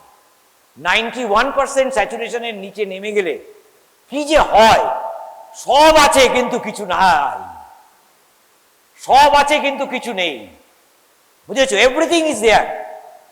তোমার পাশে তোমার ভাই বোন আছে, মা বাবা আছে, আত্মীয় পরিজন আছে, কিন্তু কিছু নেই। মনে হচ্ছে you are sinking, this is the feeling.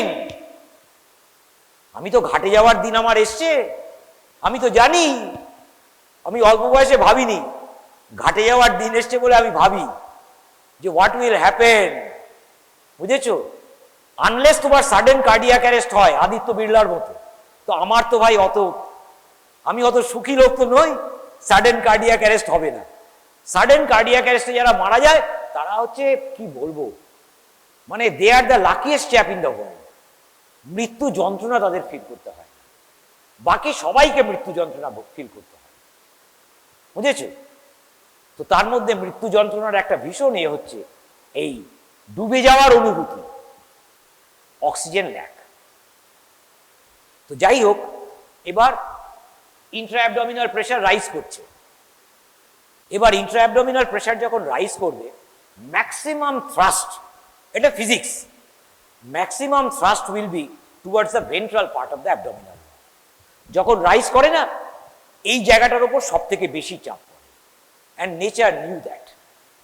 Nature যখন অ্যানিমাল ওয়ার্ল্ডে অ্যানিমালকে তৈরি করেছে, তখন nature knew that the ventral most part of the abdominal wall will bear the maximum thrust in the rise of intra-abdominal pressure. Kazi nature কি করলো না, ভাই sheet দিয়ে আর হবে না, ফ্লেশের শীট দিয়ে হবে না, ফ্লেশের শীটগুলোকে পাল্টে দিল, অ্যাপোনিউরোসিস করে দিল। কোলাজেন অনেক বেশি স্ট্রং, তো দেন মাসেল, মাসেল তো টান মারলেই ছিঁড়ে যায়। কোলাজেন টেনে ছিঁড়তে পারবে? লিগামেন্ট টেনে ছিঁড়তে পারবে? হারকিউলিস হতে হবে, তাও পারবে না। টিবিয়াল কোল্যাটারাল লিগামেন্ট ধরে ছিঁড়তে পারবে না, অসম্ভব। অ্যাক্সিডেন্টাল ট্রমায় ছিঁড়ে যায়, বুঝেছো? Accidental trauma, heavy trauma, accidental, sudden thrust ছিঁড়ে যায়। কিন্তু তুমি এই ট্র্যাকশন দিয়ে ছিঁড়তে পারবে না টিবিয়াল কোল্যাটারাল লিগামেন্ট, ভীষণ কঠিন। কোলাজেন টিস্যু এত টাফ, স্ট্রং, সেই জন্য শিটস দিয়েছে। কিন্তু দ্যাটস নট এনাফ, শুধু শিট দিলে হবে না। নেচার এখানে দুটো মাসেল দিয়েছে লংগিটিউডিনালি প্লেসড। এই মাসেলগুলো ফ্ল্যাট শিটসের মতো আছে, বেডশিটের মতো, কিন্তু এখানে বেডশিট ইন্টারাপ্টেড হয়ে গেল। শিটস আছে, কিন্তু সেই শিটসের মধ্যে ঢুকিয়ে দিল রেকটাস অ্যাবডোমিনিস মাসেল, স্ট্রেট দুটো লংগিটিউডিনাল মাসেল, একেবারে জিফিস্টার্নাম থেকে নিচে সিম্ফাইসিস পিউবিস পর্যন্ত নেমেছে। তার চারপাশে অ্যাপোনিউরোসিস দিয়ে ঢেকে দিল। একটা শীতের মধ্যে রেকটাস থাকে, ফার্স্ট ক্লাস প্রোটেকশন হয়ে গেল। হার্নিয়ার কটা লোকের হয়? সবার তো হয় না।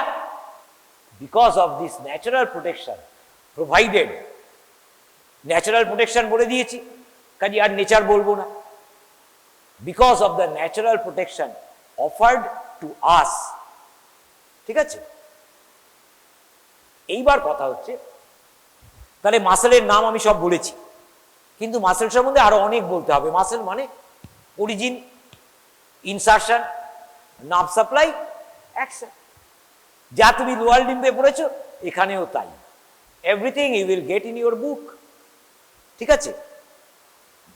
আমরাও বলার চেষ্টা করব অবশ্যই। আমি জানি না আমি করব কিনা, অন্য কেউ করবে। আচ্ছা, এবার কথা হচ্ছে,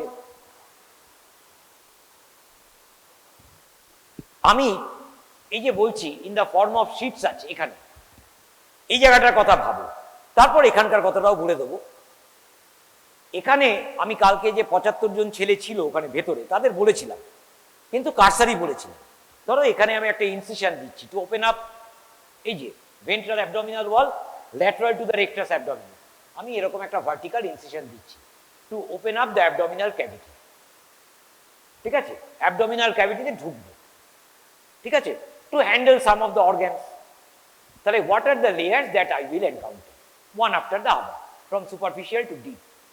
তো আমি একটা সেকশনাল প্রোফাইলে তোমাকে দেখাচ্ছি, ঠিক আছে? Lateral to the rectus abdominis, এইরকম জায়গায় যেখানে ওই শিটসগুলো আছে আমি দেখিয়ে দিই, তাহলে আজকের ক্লাসটা কমপ্লিট হবে।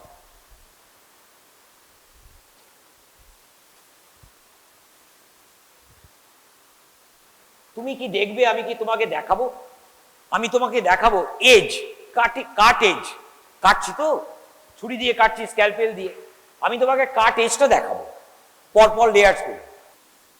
দিস ইজ দ্য স্কিন, ঠিক আছে? This line represents the skin. আমি এখানে কাটছি, আমি যদি এখানে কাটতাম ভেন্ট্রাল মিড লাইনে কি পেতাম বলো? কমন সেন্স থেকে বলো। ভেন্ট্রাল মিড লাইনে স্কিনই পেতাম, তার সঙ্গে কি পেতাম? আম্বিলিকাস, আম্বিলিকাস, আম্বিলিকাসটা পেতাম। তাহলে ভেন্ট্রাল মিড লাইনে যদি কাটা হয়, আমরা কখনো মিড লাইন ইনসিশন দিই না, কোনো সার্জেন মিড লাইন ইনসিশন দেবে না। তার কারণ আছে, পরীক্ষায় আসে, অ্যাপ্লাইড অ্যানাটমিতে কোশ্চেন আসে। Why mid line, ventral mid line incision, ঠিক আছে, ইজ অ্যাভয়েডেড ইন সার্জারি, ঠিক আছে? Commonly why ventral mid line incision is avoided, পরীক্ষায় আসে, ঠিক আছে? এইবার আমি যদি এটা ভেন্ট্রাল মিড লাইনে হতো, তাহলে আমি এখানে আম্বিলিকাসটা এইরকম দেখাতাম, এইটা আম্বিলিকাস, ঠিক আছে? এইটা আম্বিলিকাস, তারপরে এটা ইনফ্রা আম্বিলিকাল অ্যাবডোমিনাল। কিন্তু আমি তো করছি না, কাজে আম্বিলিকাস দেখাবো না, আমি ল্যাটারালি দিচ্ছি। তাহলে এটা স্কিন, স্কিনের নিচে কি পাবো? ফ্যাট, ফ্যাট পাবো, সাবকিউটেনিয়াস ফ্যাট। তাহলে সেই ফ্যাটটা আমরা পাবো।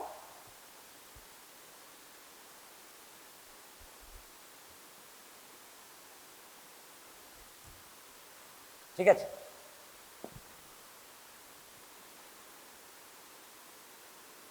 ধরো এই লেভেলে মিড লাইনে আম্বিলিকাস আছে, মিডলাইনে আম্বিলিকাস আছে। তাহলে ইনফ্রা আম্বিলিকাল অ্যাবডোমিনাল ওয়ালে এই লেভেলে আমরা ফ্যাটের নিচে আর একটা ফাঁসা দেখতে পাবো, ঠিক আছে, just lying deep to the fat and adherent to the fat layer আমরা একটা ফাঁসা দেখতে পাবো। এবার সেই ফাঁসাটাকে আমি এই সাদা চক দিয়েই দেখাচ্ছি, এই, ঠিক আছে, ওপরে নেই কিন্তু, এই যে এখানে ইনফ্রাআম্বিলিকাল বলে, সেই জন্য এই ফ্যাটটাকে আমরা বলি ফাসা অফ ক্যাম্পার আর এটাকে বলি fascia of Scarpa. Infraumbilical abdominal wall, superficial fascia is in two layers, a superficial fatty layer, fascia of Camper, a deep membranous layer, fascia of Scarpa. ঠিক আছে, কিছু নেই এর মধ্যে, বিশেষ কিছু কথা কিছু নেই, এসব অ্যানাটমির কথা, এমন কিছু ইম্পর্টেন্ট নয়, ইম্পর্টেন্ট আবার ইম্পর্টেন্ট নয়, বোঝারও কিছু নেই এখানে, ঠিক আছে। তাহলে এটা উপরে কিন্তু ফাসা অফ ক্যাম্পার, ফাসা অফ স্কার্পা নেই, সুপ্রাআম্বিলিকাল অ্যাবডোমিনাল ওয়াল, শুধু ফ্যাটই আছে। এরপরে কাকে দেখতে পাবো, এখানে external oblique muscle and its aponeurosis. তো ধরো আমি এমন জায়গায় কাটছি যেখানে আমরা মাসেলটাকেই দেখতে পাবো, ঠিক আছে, অ্যাপোনিউরোসিস দেখতে পাচ্ছি না, তাহলে মাসেলটাকে দেখাই। এই হচ্ছে মাসেলটা কাটা পড়েছে, external oblique muscle, external oblique muscle.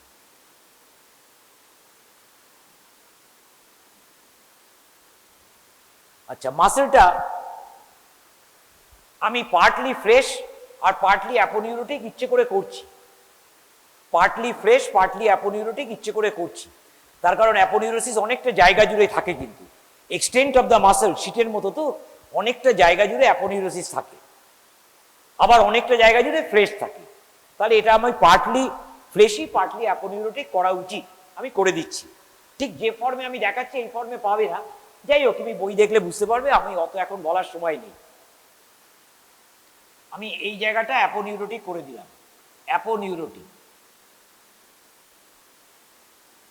ঠিক আছে, এটা অ্যাপোনিউরোটিক, আর এইটা হচ্ছে flash of external oblique, flash of external oblique.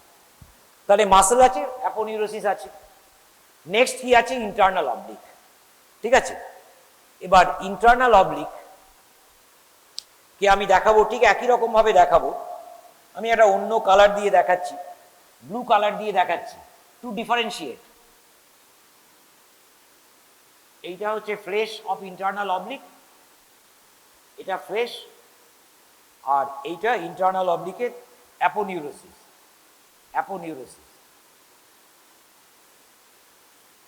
তারপরে কে আছে, ট্রান্সভার্সাস অ্যাবডোমিনিস, ঠিক আছে, ট্রান্সভার্সাস অ্যাবডোমিনিসটাকে আবার আমি মাসেল কালার দিয়েই দেখাবো উইথ অ্যাপোনিউরোসিস, মাসেল কালার দিয়ে দেখাবো উইথ অ্যাপোনিউরোসিস।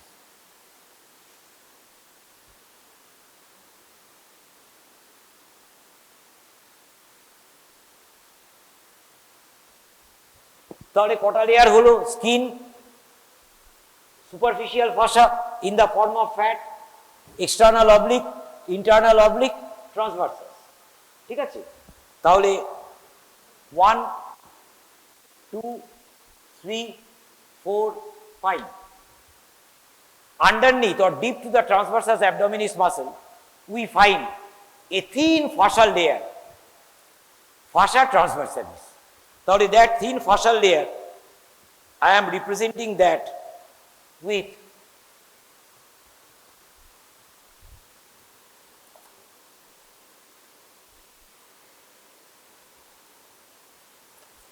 অন্য কোনো কালার নেই, কাজে এটা আমি এটা দিয়েই করছি। I am representing that thin fascial layer by red. This is fascia transversalis, the layer 6, ঠিক আছে। Next in line after the fascia transversalis, thin একটা layer, transparent, fascia transversalis. After that layer we will find variable amount of fat, ঠিক আছে, it depends upon the content of fat in that particular person. যেরকম বাইরে fat থাকে ভেতরেও থাকে, দেখতেই পাবে তুমি অ্যাবডোমেন খুললেই যে কি পরিমাণ ফ্যাট থাকে, বুঝেছো। এবার ফ্যাটটা ইউজুয়ালি আমরা ইয়েলো কালারে দেখাই, এই হচ্ছে একটা লুজ এগ্রিগেশন অফ ফ্যাট। এটা layer 6, layer 7, layer 7। Next in line will be a tough, thin membrane, which is very important, very complex. হাবুডুবু খাবে, কিছুই বুঝবে না, আমি তো গ্যারান্টি দিয়ে দিচ্ছি। পেরিটোনিয়াম কেউ কিছু বুঝবে না, যতটুকু বুঝবে তাতেই সন্তুষ্ট তোমাদের থাকতে হবে, ঠিক আছে? বুঝবে না কেউ, দেখতে পাবে, দেখতে পাবে কিন্তু ভেরি মাছ। সবসময় স্যারেরা বলবেন এই দেখ এটা একটা পেরিটোনিয়াল ফোল্ড, এই দেখ এটা হচ্ছে ভিসেরাল পেরিটোনিয়াম, এই দেখ এটা হচ্ছে প্যারাইটাল পেরিটোনিয়াম, এই দেখ এটা হচ্ছে একটা পেরিটোনিয়াল রিসেস, এই দেখ এটা হচ্ছে একটা পেরিটোনিয়াল পাউচ, এই দেখ এটা হচ্ছে গ্রেটার স্যাক, এই দেখ এটা হচ্ছে লেসার স্যাক। সব তুমি দেখতে পাবে, বুঝতে কিচ্ছু পাবে। তার কারণ একটাই জিনিস বুঝেছ ব্রেন, সেটাই একেবারে কন্টিনিউয়াস, কোনো ডিসকন্টিনিউটি নেই, সেটাই এই সব কিছু তৈরি করবে। তো বোঝার জন্য বইয়ে সব ছবি আছে, অ্যাবডোমেন খুললেই দেখতে পাবে, ভেরি কমপ্লেক্স। তো যাই হোক, তার একটা এলিমেন্ট আছে lining the inner aspect of the wall, সেটাকে আমরা বলি প্যারাইটাল পেরিটোনিয়াম, ঠিক আছে? প্যারাইটিস মানে সোমা, বডি ওয়াল, সেই জন্য প্যারাইটাল পেরিটোনিয়াম বলে থাকি। তাহলে সেই প্যারাইটাল পেরিটোনিয়ামটাকে তুমি দেখতে পাবে অ্যাজ লেয়ার 8, লেয়ার 8, লেয়ার 8। তাহলে কটা লেয়ার হলো? 8টা লেয়ার, নিচে একটা লেয়ার অ্যাডিশন, 9টা লেয়ার। তাহলে তোমার স্ক্যালপেল দিয়ে অ্যাবডোমেনে ঢুকতে গেলে এতগুলো layer one after the other শিটসের মতো আছে। একেবারে বিছানার চাদর ধরো, পরপর তুমি যদি সাজিয়ে রাখো ঠিক সেইভাবে। এতগুলো লেয়ার কাটলে কোনো ব্যাপার না। যে জীবনে কোনোদিন অ্যাবডোমেন ধরেনি, তোমাদের মধ্যেই আছে অনেক, আমি জানি, খাবলা করে দিয়েছিলে গ্লুটিয়াল রিজিয়ান, গ্লুটিয়াল রিজিয়ান আমি জানি তোমাদের মধ্যেই আছে। স্কোয়ার একটা পিস গ্লুটিয়াস ম্যাক্সিমাস উঠে গেছে উইথ এভরিথিং আন্ডারনিথ। কাজে তোমাদের আমি যদি বলি কোনো ব্যাপারই না, একটা স্ক্যালপেল নিয়ে এখানে মারলেই তো সব কেটে যাবে, পেট কাটাটা কোনো ব্যাপার না। ক্রিমিনালরা একটা মারবে, বোঝালিয়ে সব বেরিয়ে যাবে এখানে, বুঝেছো? কোনো ব্যাপার না।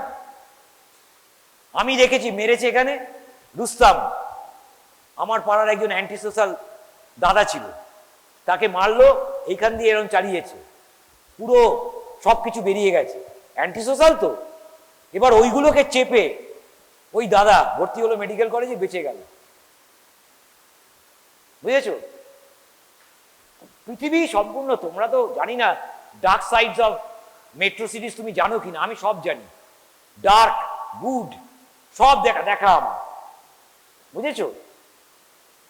ওই দাদা মারা যাবে কি বাঁচবে ঠিক নেই তো, পুলিশের কাছে বললো রুস্তম আমাকে মেরেছে। সেই গিয়ে পরে কোর্টে বলল আমি তখন মাথা কাজ করছিল না, আমি দেখিনি কে আমাকে মেরেছে, ভোজালি চলেছিল, আমি জানি। রুস্তমের কাছ থেকে টাকা খেয়ে নিল, আর সেই দাদার এই ছুরি খেয়েছে বলে আমার থেকে একটু সিনিয়র আমাদের পাড়ার ছেলেরা বোম বাঁধতে গিয়ে একজন মারাই গেল, অকাল মৃত্যু। রায়ট হচ্ছিল, রায়ট, কমিউনাল রায়ট। ভাবতে পারছো? This is human nature. একটা টাটকা প্রাণ চলে গেল, আর ওই দাদা গিয়ে টাকা খেয়ে রুস্তমের কাছে, রুস্তম হচ্ছে বিরাট হিরো, আমাদের ওই কলেজ স্ট্রিট অঞ্চলে কলাবাগানে ডাবের আছে, ডাব আছে, ডাব জানো তো? তো তার পাইকারি ব্যবসা আছে, রুস্তম ওখানকার হিরো ছিল। টাকা খেয়ে নিল, খেয়ে নিয়ে কোর্টে বললো, আর কোর্ট তো আছে, যে ভিকটিম সেই যদি বলে আমাকে মারেনি, আমি ভুল বলেছি, বাস বেকসুর খালাস। কাজী ক্রিমিনালদের কাছে কোনো ব্যাপার না, মারবে ভোজালি, এক ভোজালি যেতে লিভার ফিভার সব গিয়ে তুমি ওপরে চলে যাবে, বুঝেছো? তো এমন কিছু কাজ করো না, এই রাজু না কে মারা গেল শক্তিগড়ে, ওসব কাজ করো না কিন্তু, বুঝেছো? যে কোনো সময় ওপরে চলে যাবে। যাক, ঠিক আছে, that's all for today's class.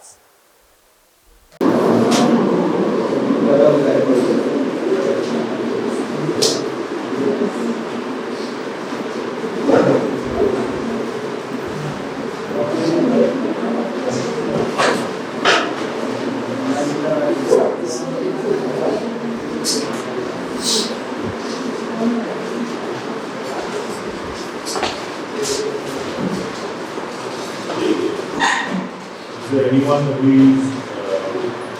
is not able to understand?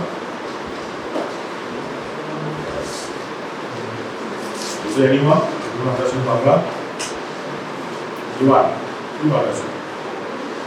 Horse. Huh? So, ever since science of biochemistry has evolved, as a separate science from the science of human physiology. Biochemistry was initially a part of human physiology. So, what is the basic difference in human physiology and biochemistry? If I ask you, then many of you might say that the word estimation as seen in biochemistry first, not in anatomy, not in physiology. Correct? Wherever estimation comes, means quantification. So it separates its from the other subjects, biochemistry.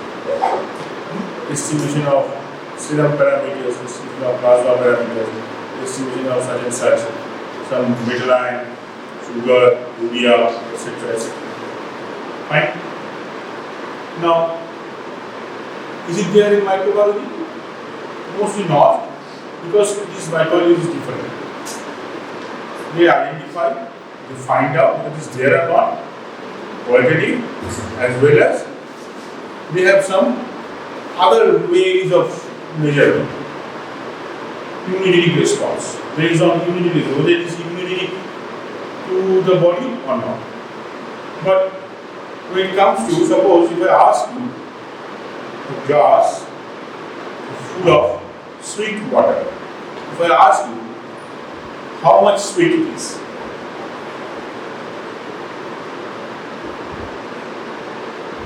you can't say, right? You need to estimate. How do you estimate? How do you estimate the sweetness of the water? Anyone?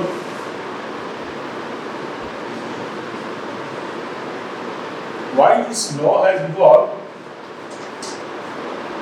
that you must understand. Otherwise, without this law, we had many other ways to estimate the biomolecules. So, how do you estimate the sweetness of the solution?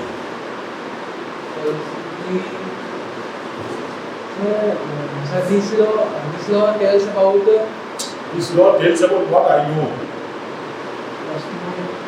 My question is, how do you estimate sweetness of the given solution?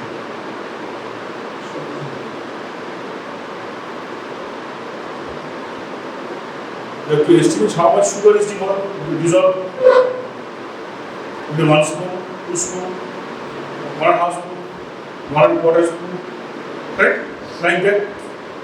So the amount of sugar is that proportional to the amount of sweetness. Correct? If it is saline water, how do you estimate salinity? Amount of salt is that equal to the salinity of the water. Correct? How do you estimate them? The pure solution, sugar solution, has got some unique property, like sucrose solution and sodium chloride solution. Have you heard of an instrument called polarimeter? What is the use of the instrument polarimeter? It is used to estimate the concentration of the solution. So we don't need Beer's numbers now. Correct? Do we? No. Then why this has evolved? This has evolved with another. So polarimeter exploits one unique property of the molecule, that is specific rotation. The molecules which can rotate plane polarized light. Now there are many molecules which cannot rotate plane polarized light. They are optically neutral. Right? So can we estimate them by polarimeter? No. So here comes a limitation of use of polarimeter. So we need a new invention, new ways to find out. Right? Now, have you seen the polarimeter? The actual pronunciation is polarimeter. It's not calorimeter or calorimeter or calorimeter. No.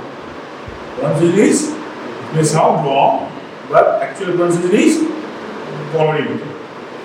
Okay? So polarimeter involves estimation of a colored solution. Correct?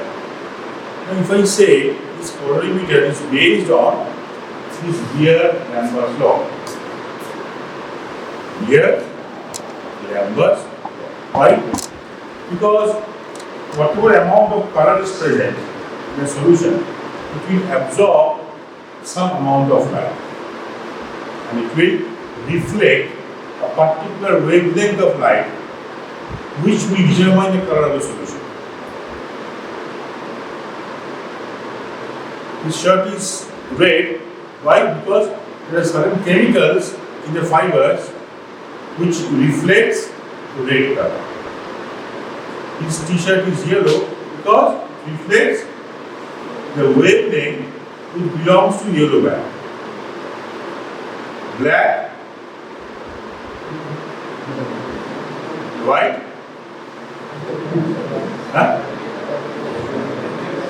white,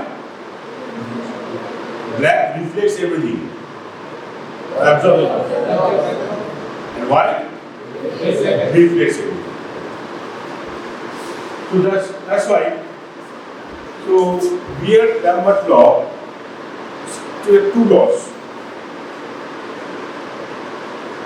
Lambert's law based on path length means if the light is allowed to pass through a color solution, the longer distance we travel, more amount of light will be absorbed. More amount of light will be absorbed. It means less amount of light will be transmitted. If it is passes through 1 centimeter, if it passes through 2 centimeter, 5 centimeter, 10 centimeter, as distance will increase, the amount of light absorbed will also increase and amount of light transmitted at the end of the vessel will be decreased. Amount of light absorbed will be increased, amount of light transmitted, which escapes finally after the vessel is the amount of light transmitted. In both ways we can measure. We can measure the amount of light transmitted. We can also measure the amount of light absorbed. How? We know the initial how much light we have put. We know how much light has escaped, was transmitted. If we minus that, then we will know how much light is absorbed by the vessel full of solution during its passage through it. Beer. What is the color of beer? Drink, popular drink. This color. So beers or deals with the amount of color of the solution. If this beer and that beer is not same. This is someone's name. Okay. But for you to remember beers or deals with color. How much color is put there? More color means more amount of solid is present. So more amount of light will be absorbed. Lambert's means length. Longer the passage, more amount of light is absorbed. So how do you calculate the initial light?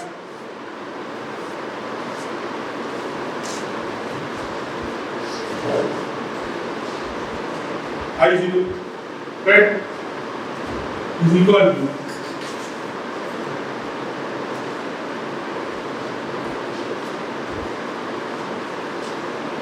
K C, right? K is a constant, C is concentration, D is the path length.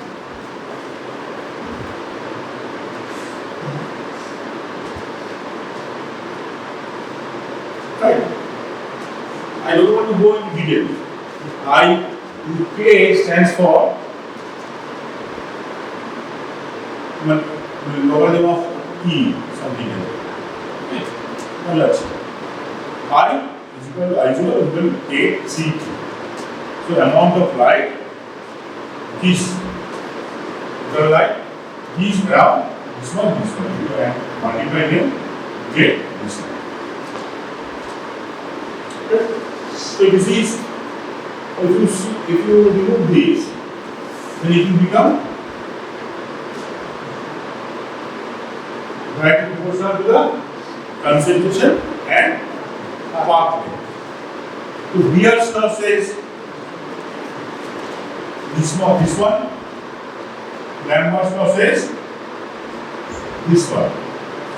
You combine, you get one constant, it becomes KCT. Okay? The KCT is a ratio of final emergence light versus initial light. I by I0. Which one is bigger?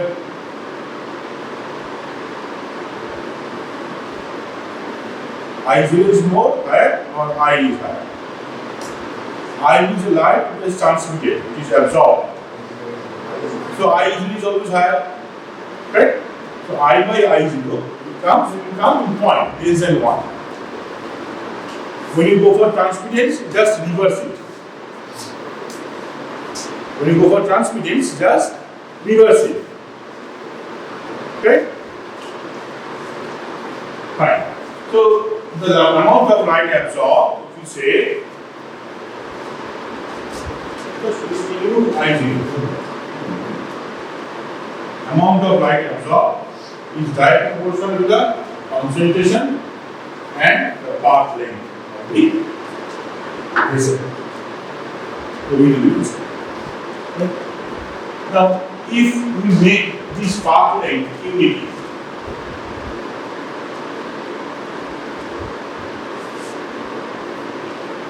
if T is equal to 1 centimeter, then that means it will differ only due to concentration. And if you observe carefully, the tube in the colorimeter is a round bottom tube, like this colorimeter.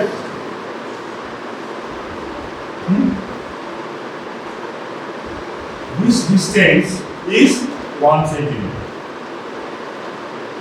It is the diameter of the tube is 1 centimeter. Because whenever light passes from this point to this point, it passes through a distance of 1 centimeter. So by this we have made T is equal to 1. Now whatever changes will be there in the absorbent, it will be due to only concentration. Higher the color, higher the concentration of substance. Lower the color, lesser the concentration of substance. Okay? But through eye estimation, we cannot make out so accurately. So we need some instrument which utilizes this emergent light and give us a measurement.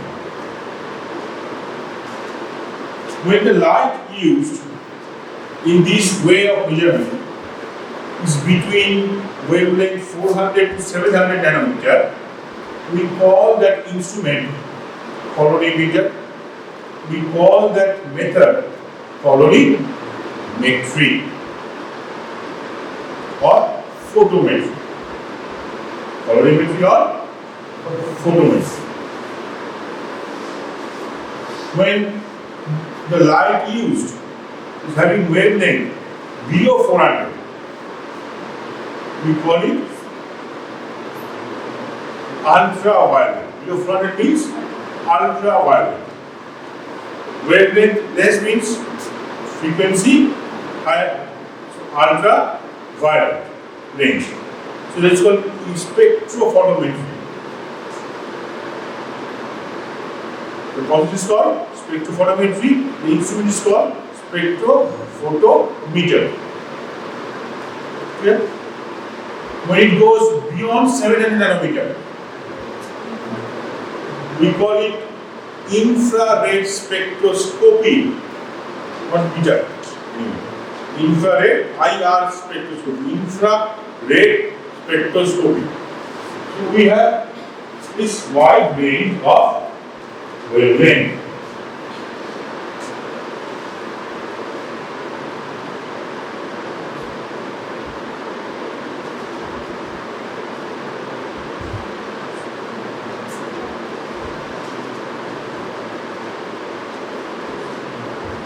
Correct? This is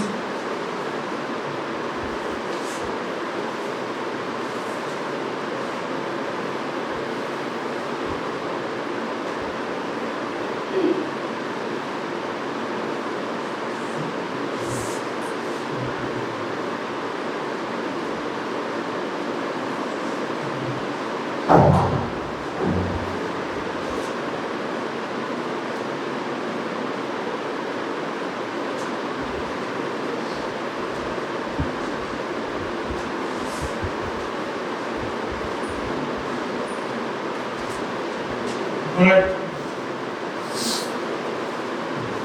Now, most of the operations, procedures, we try to keep them within the range of 400 to 700 nanometers, so that some color is used.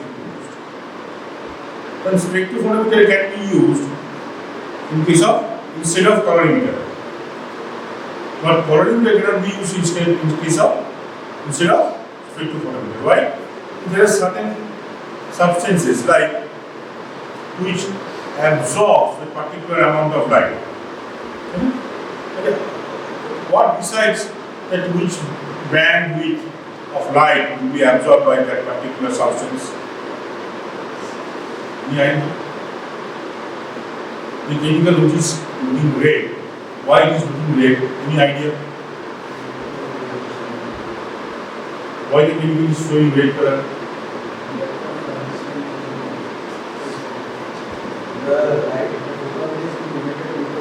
No, that is good. Red wavelength only reflected. Yeah. Around 680 wavelength, 680 nanometer wavelength is being reflected. That's why it is looking red. But my question is why it is reflecting 680 nanometer kind of wavelength?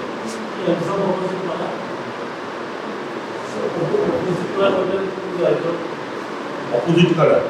Now what is the opposite color of red? Opposite of green is Bhagwa.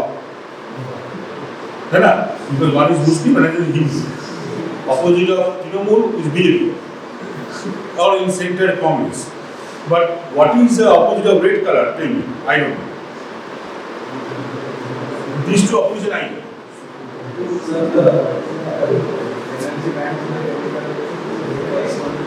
Energy, yes. Energy means what? In a molecule, which place energy is actually stored? Electrons. So electrons in the outer shell, they decide which wavelength of light they will get excited by. When the light falls in them, they get excited. Suppose all of you are sitting there. If 3 photographs are given, Shah Rukh Khan, Salman Khan, Amir Khan, oh, one more. I'm the bully there. Accepted. We should not fall in accepted. So 4 photographs are there. So if I ask you to vote for this either of these 4, the house will divide. Correct? Someone will get excited by seeing Salman Khan, someone will get excited by seeing Akshay Kumar. So depending on that, different wavelength will dislodge or excite different outer orbital shell electrons. Depending on that, some chemicals will show red color, yellow color, something green color. Fine. So now this is a theory which is employed for estimation of substances. Is there any doubt so far?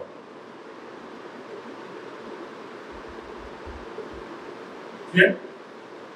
Now next thing is how do we exploit this in the field of distribution?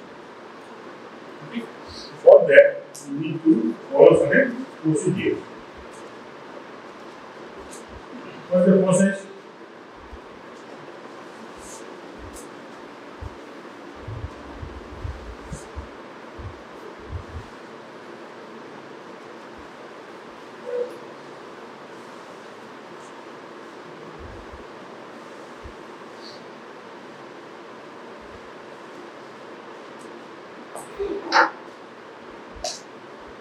So for example,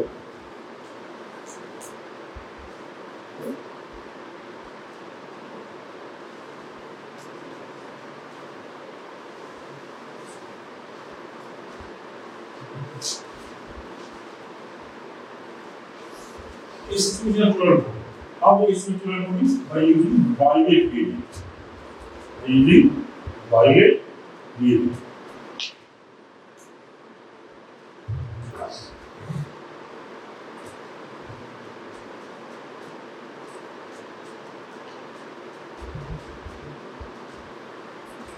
What is bilet gradient?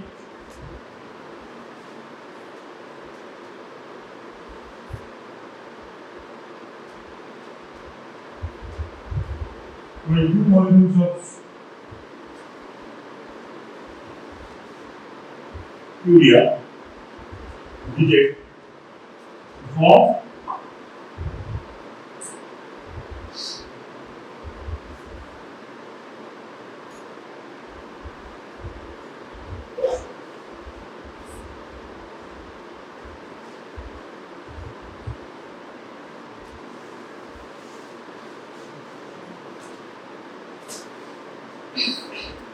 what do you call this compound? Bilet. When urea is heated, it gives up one molecule of ammonia, it produces bilet. Now it has been seen that this bilet reagent has some specialized color, okay, which can be distributed by 540 nanometer.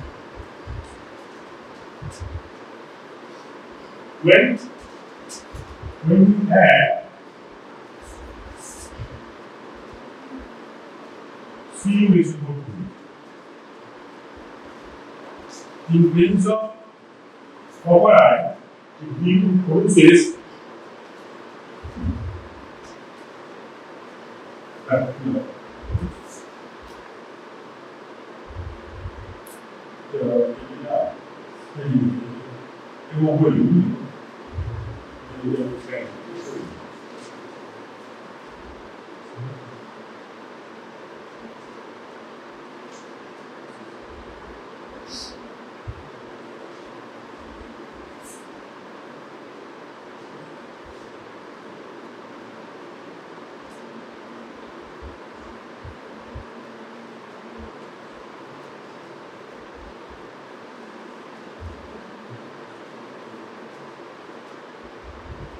with copper symphysis, symphysis means CO2 plus.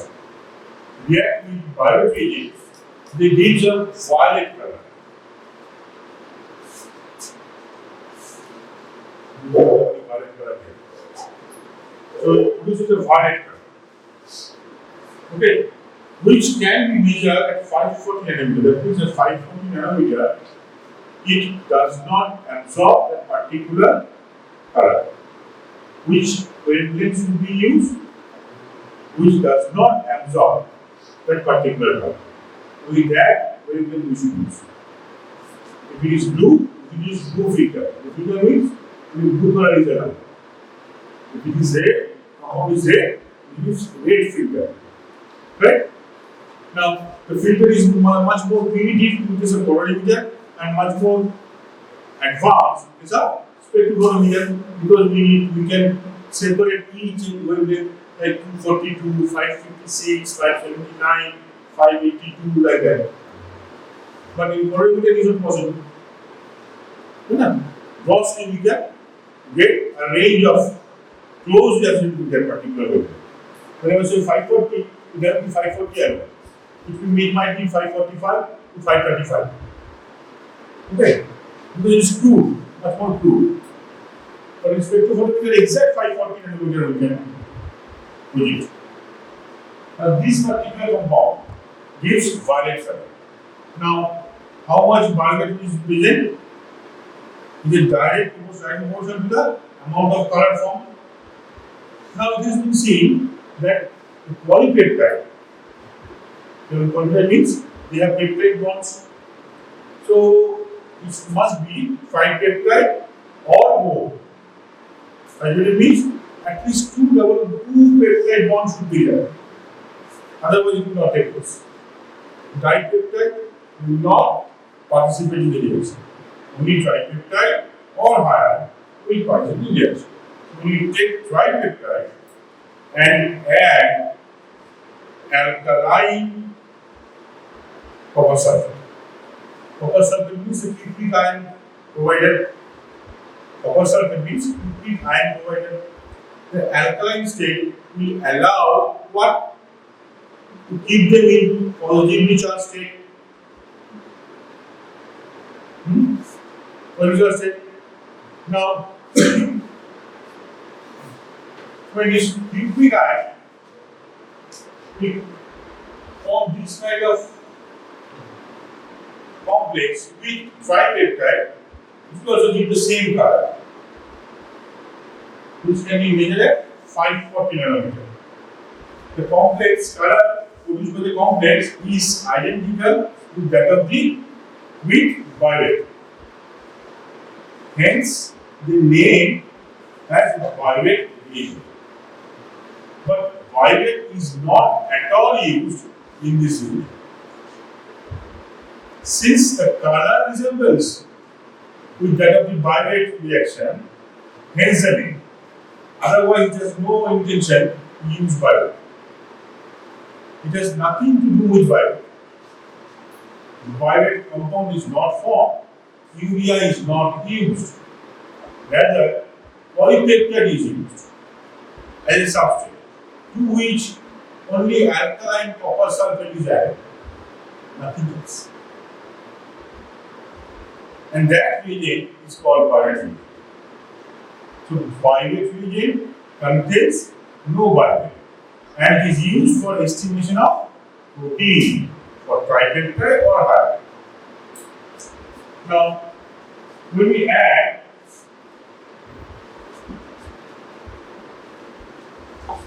alkaline copper sulfate to the protein solution,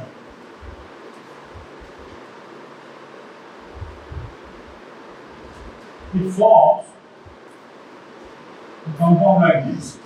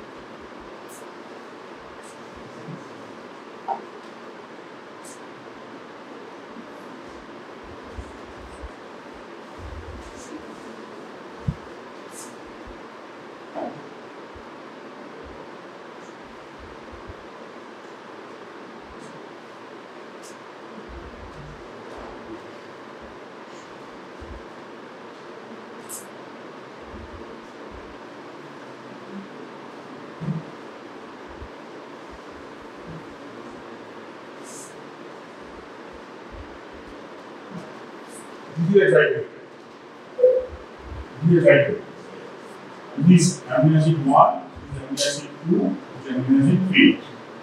Below, we have another ones.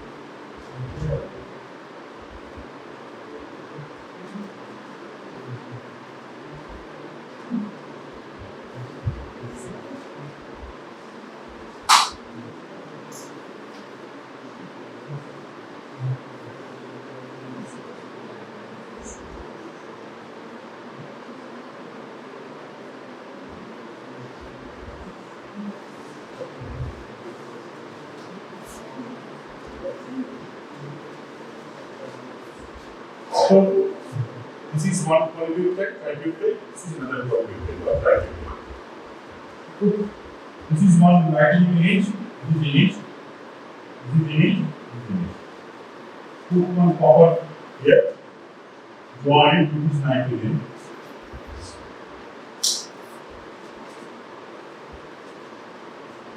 Right? So when you have alkaline copper sulfate, means NaOH and copper sulfate is added to a protein solution which contains at least two peptide linkages.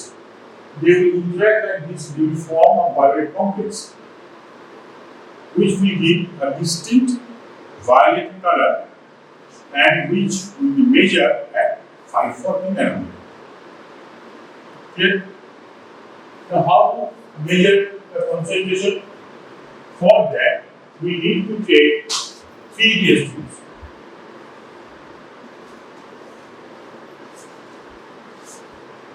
B for blank, S for standard, and D for test solution. Okay. In the blank, we will add say around 2 ml of water.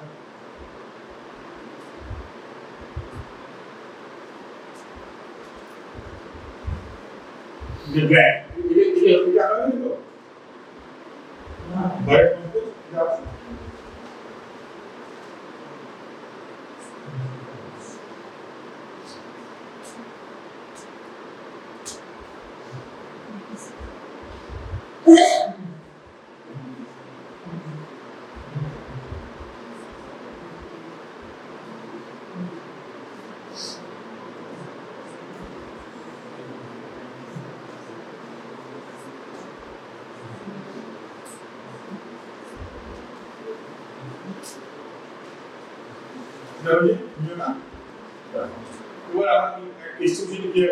how to estimate exploit this particular figure.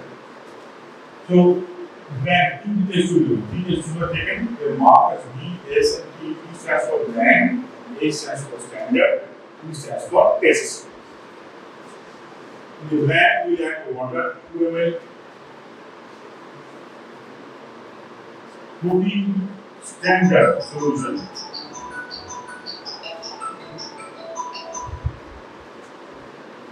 Protein standard solution. In the blank, we will not add anything. In the standard, we add 2 ml. In the test, nothing. So, standard solution means whose concentration is known to us. Whose concentration is known to us. Say, for example, I consider protein standard is around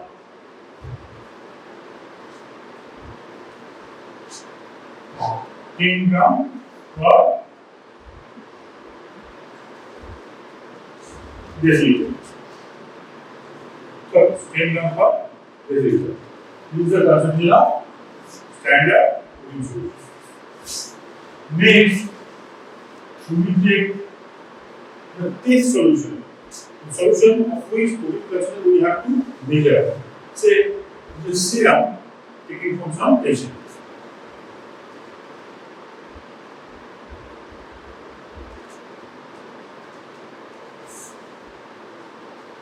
Correct? So, what is the role of blank? The blank is used to nullify the effect of color anything except the test solution. Correct? The reagent can have some color. The sample itself can have some color. So if the reagent is color and which might interfere with the estimation, then we may have to take two blanks. One is reagent blank, another is sample blank. Okay, but here it is not so. Only reagent blank is sufficient. Any color contributed due to the reagent should be present in the blank, and that will be deducted from both standard as well as test. Clear?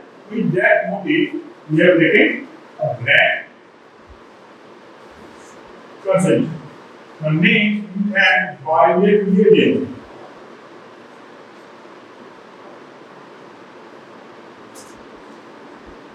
Say around 3 mm each. Yeah. 3 mm. And then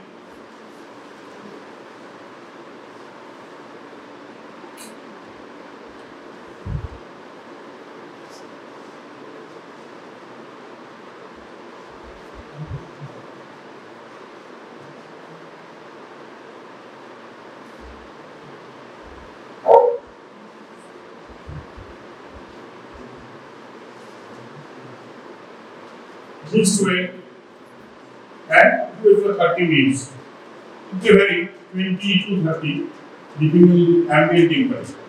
And if you do not rely on ambient temperature, then you can put it in a water bath where we take water bath. If you take a particular specific water bath considering Celsius, then it might take around 15 minutes. Temperature is not not certain about temperature. For 30 minutes and then take it. Okay. If you want to whatever is happening, you have to take. Then you measure at 5%.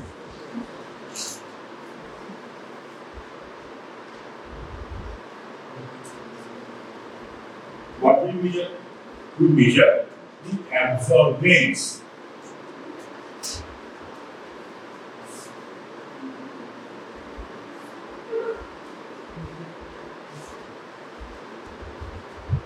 Absorbance.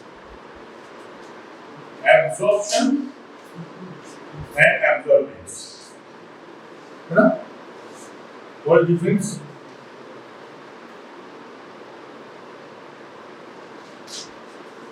What is the difference?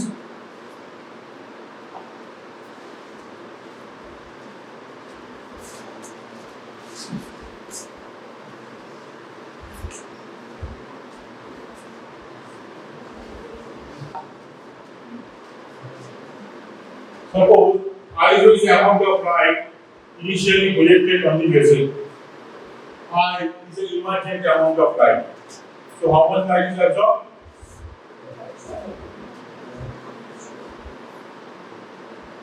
Which is bigger? This one or this one? Huh? I0? I. To start with 100 beams of light, you eliminate 40 beams of light. I0 is high. So this much amount is this transmitted light. We cannot measure the absorbed light. We can always measure the transmitted light. So I0 minus I is the light absorbed.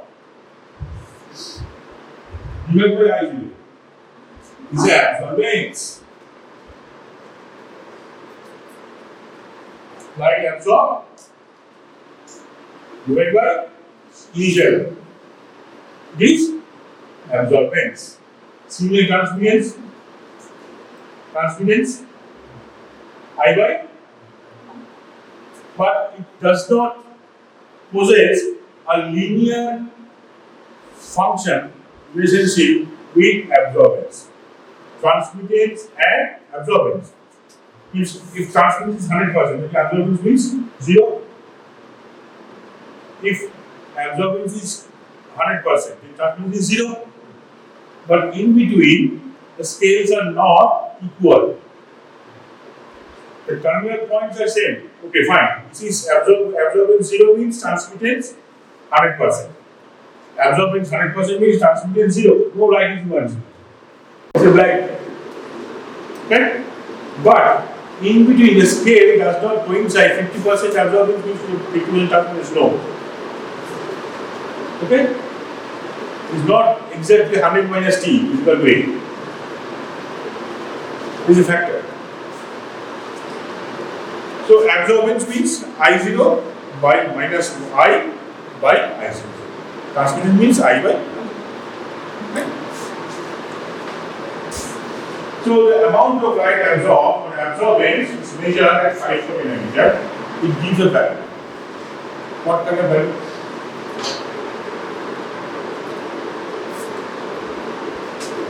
Is it possible that you use for measurement of unknown protein concentration by two ways? Whatever reading will come for bland standard test, suppose the absorbance value, otherwise called optical density, or also known as OD value. OD values of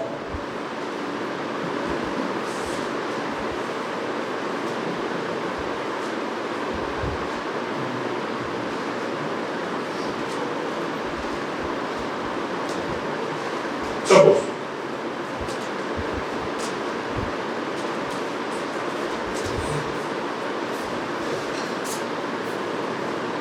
or just decrease it.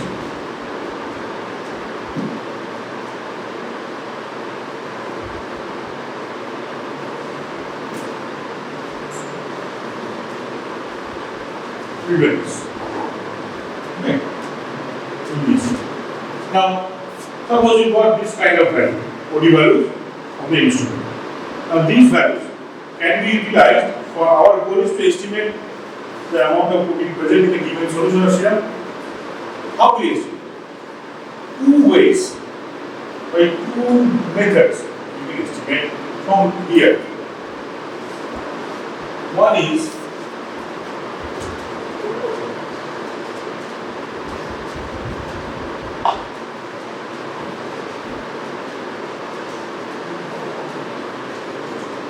another is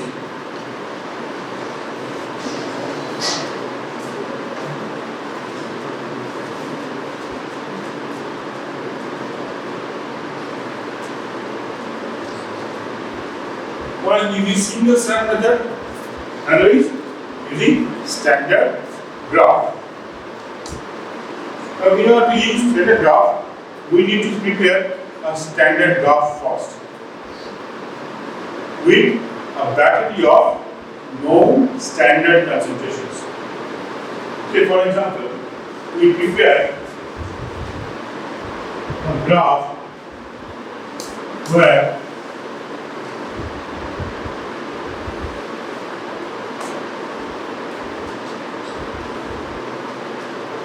two, 4, 6, 8, 10, 12. Graph for this picture. This is OD. And OD value maximum is 1.0.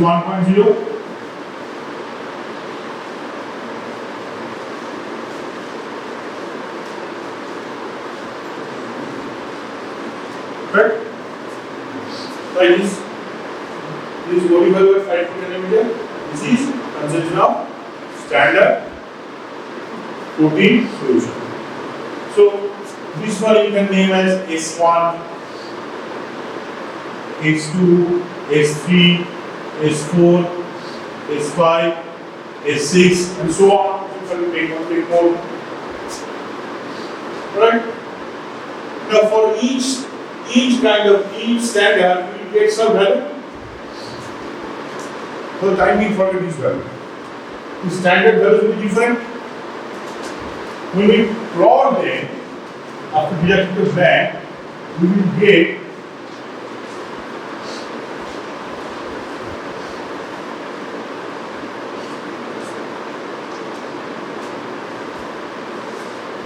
standard graph. And then the value we have got our test 0.32 minus 0.02. 0.3. So 0.3 means where? 1, 2, 3 here. If we extrapolate on the x-axis, we will get between 2 and 4, something will come. Some value will come. To the graph, we can estimate it. This is how by using standard graph measure, but this is much better, but cumbersome. Suppose in a day we are estimating hundreds of volume solution. Okay, then each time performing standard is not a feasible idea. Rather, it is better to prepare a standard graph initially and then take all the test results one after another, make a list of it, put it in the graph and find out the value. So that will give more consensus values for test results. Clear? Another is using single standard. Now here directly you get value. Here you get value. You need not to calculate. But when you are using single standard, you need to calculate. How to do that?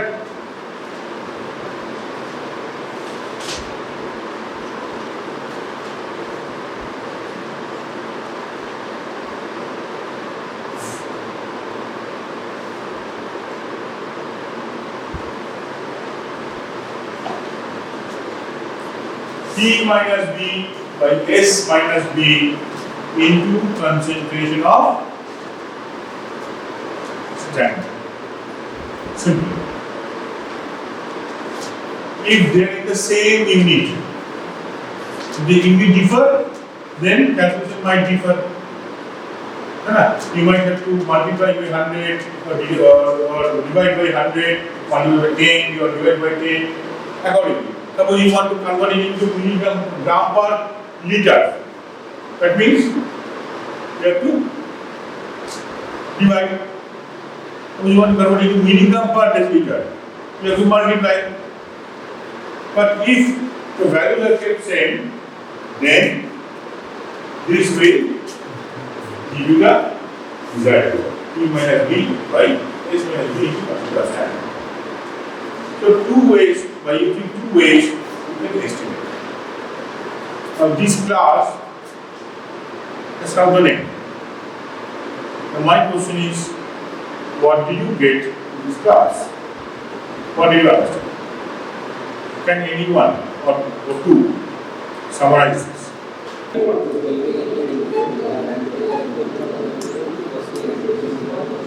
Posterior striatal boundary, only lumbar vertebra. There is no bones. আর একদম inferior যেটা বলি pelvic iliac ক্রেস্টটা বল, iliac crest সামনের দিকে তো pelvic Ilium, পেছন দিকে iliac crest, বসার জায়গা নেই, কি বলে গেল?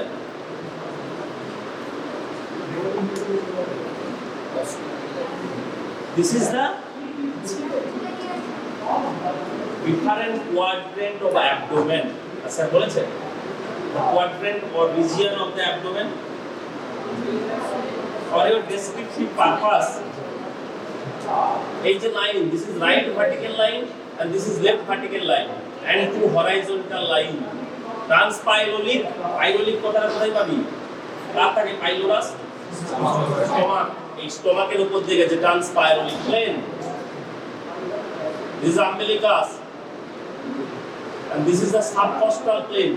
কেন কি end of costal margin তার নিচে যে plane, this is subcostal plane. So this is the subcostal plane. This is left vertical, right vertical. এগুলো কোথা থেকে আসছে? left vertical, right vertical. Mid clavicular point থেকে mid inguinal point. Is it? This is the inguinal ligament from anterior iliac spine to pubic tubercle. This ligament extend. So this is the mid inguinal point. এদিকেও তাই বলে দেখ, যদি তুই clockwise ভাবিস নটা quadrant, this is epigastrium, this is GP sternum, this is GP sternum, this is the GP sternum. The GP sternum থেকে শেষ, the lower end of the sternum is called GP sternum বা gyphoid process. সেখান থেকে একদম এখানে যে আসছে এটা কি একদম সামনে pubic symphysis. এই তো pubic symphysis যেটা আমি বলছিলাম যে ইনলেটও যে বলছিল, this is the inlet, this is the inlet. এখানে আছে pubic crest, Ectinial line, arcuate line, allow the upper surface of the sacrum, allow the sacrum. পুরো জিনিসটা হচ্ছে কি বাউন্ডারি অফ দ্য ইনলেট। আর ভেতরে ঢুকে গেলে সেটাও কিন্তু abdomen, but it is the pelvic cavity. It's a part of abdomen, but it is known as pelvic cavity. এই পেলভিক ক্যাভিটি আবার অনেক ব্যাপার আছে। তাহলে এইখানে যে ডায়াফ্রামটা থাকে তার নাম কি? pelvic diaphragm, which separates the pelvic cavity from the abdominal cavity. তার মানে এগুলোতেও কিন্তু abdominal contents is there. The coils of intestines, are there. এখানে কোন মাসল থাকে? ছয়। ইলিয়াকাস, ইলিয়াক ফসা, ইলিয়াকাস এর পেছন দিকে তো থাই মাসল চলে যাচ্ছে, পেছন তো আমরা পড়ে নিয়েছি। একটা হিপ বোনসের একটা medial surface, lateral surface. Lateral surface আমাদের পড়া হয়ে গেছে ডিউরিং লোয়ার লিম্ব, সমস্ত গ্লুটিয়াস মাসলস, আরো অনেক মাসলস যারা যায় ফ্রম স্কেল ইউনিভার্সিটি কি স্কেল ইউনিভার্সিটি কি মাসলস গুলো অর্জন হয়? Hamstring muscles. একটা পড়তে হলে আরেকটা পড়তে হবে, তাহলে ভুলে যাবি। সেমি মেমব্রেনোসা, সেমি টেন্ডোসেশনাল আছে। আর অ্যাবডোমেন পর্যন্ত এইটা হচ্ছে পার্ট অফ অ্যাবডোমিনাল ক্যাভিটি, এটা মনে রাখতে হবে। এই জন্য এটাকে বলা হয় ফলস পেলভিস। ইনলেটের উপরের যে পার্টটা দিস ইজ ফলস পেলভিস। এটা পার্ট অফ পেলভিস। পেলভিস কইতে হবে দুটো ইলিয়াম, ইসচিয়াম, পিউবিস মানে হিপ বোন, আর পেছন দিকে স্যাক্রাম এন্ড কক্সিস। এটাই তো আর্টিকুলেটেড পেলভিস। তাহলে পেলভিসের দুটো পার্ট থাকে, একটা ফলস পেলভিস, একটা ট্রু পেলভিস। এই পেলভিক ক্যাভিটি এর ফ্লো যে করে that is known as perineum, and it is different in two sexes. তাহলে মেলেদের আলাদা, ফিমেলের আলাদা পেরিনিয়াম। ফিমেল পেরিনিয়াম করতে হবে, মেল পেরিনিয়ামও করতে হবে। ঠিক আছে?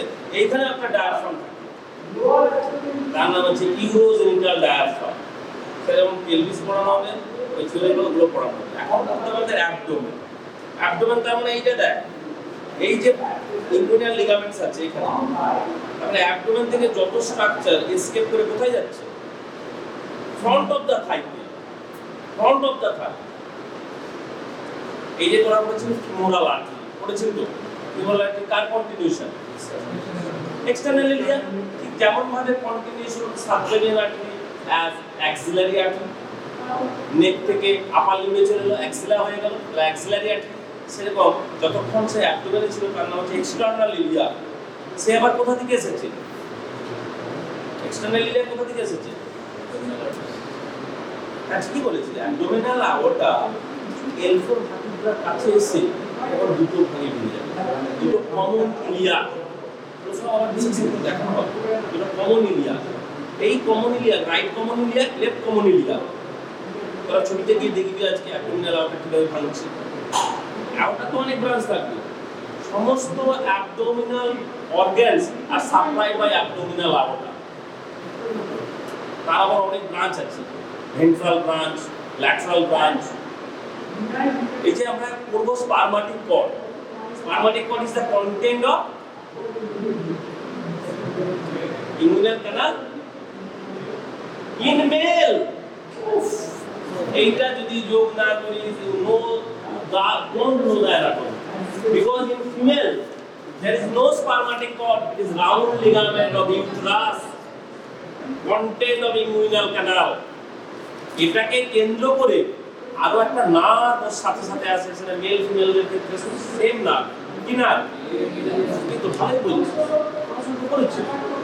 তার মানে এই যে পরীক্ষা থেকে শিক্ষা নিয়ে আমরা তো পরীক্ষা খুব একটা ভালো দিতে পারিনি, পড়াশোনা করলে পরীক্ষা ভালো দিতে পারে, এটা একটা ফ্যাক্ট। তাহলে যদি এখন থেকে অ্যাবডোমেন থেকে তুই স্টার্ট করিস যে না আমি ভালো করে পড়বো, শুধু পড়তে হবে আর ডিসেকশন দেখতে হবে, সব পারবে।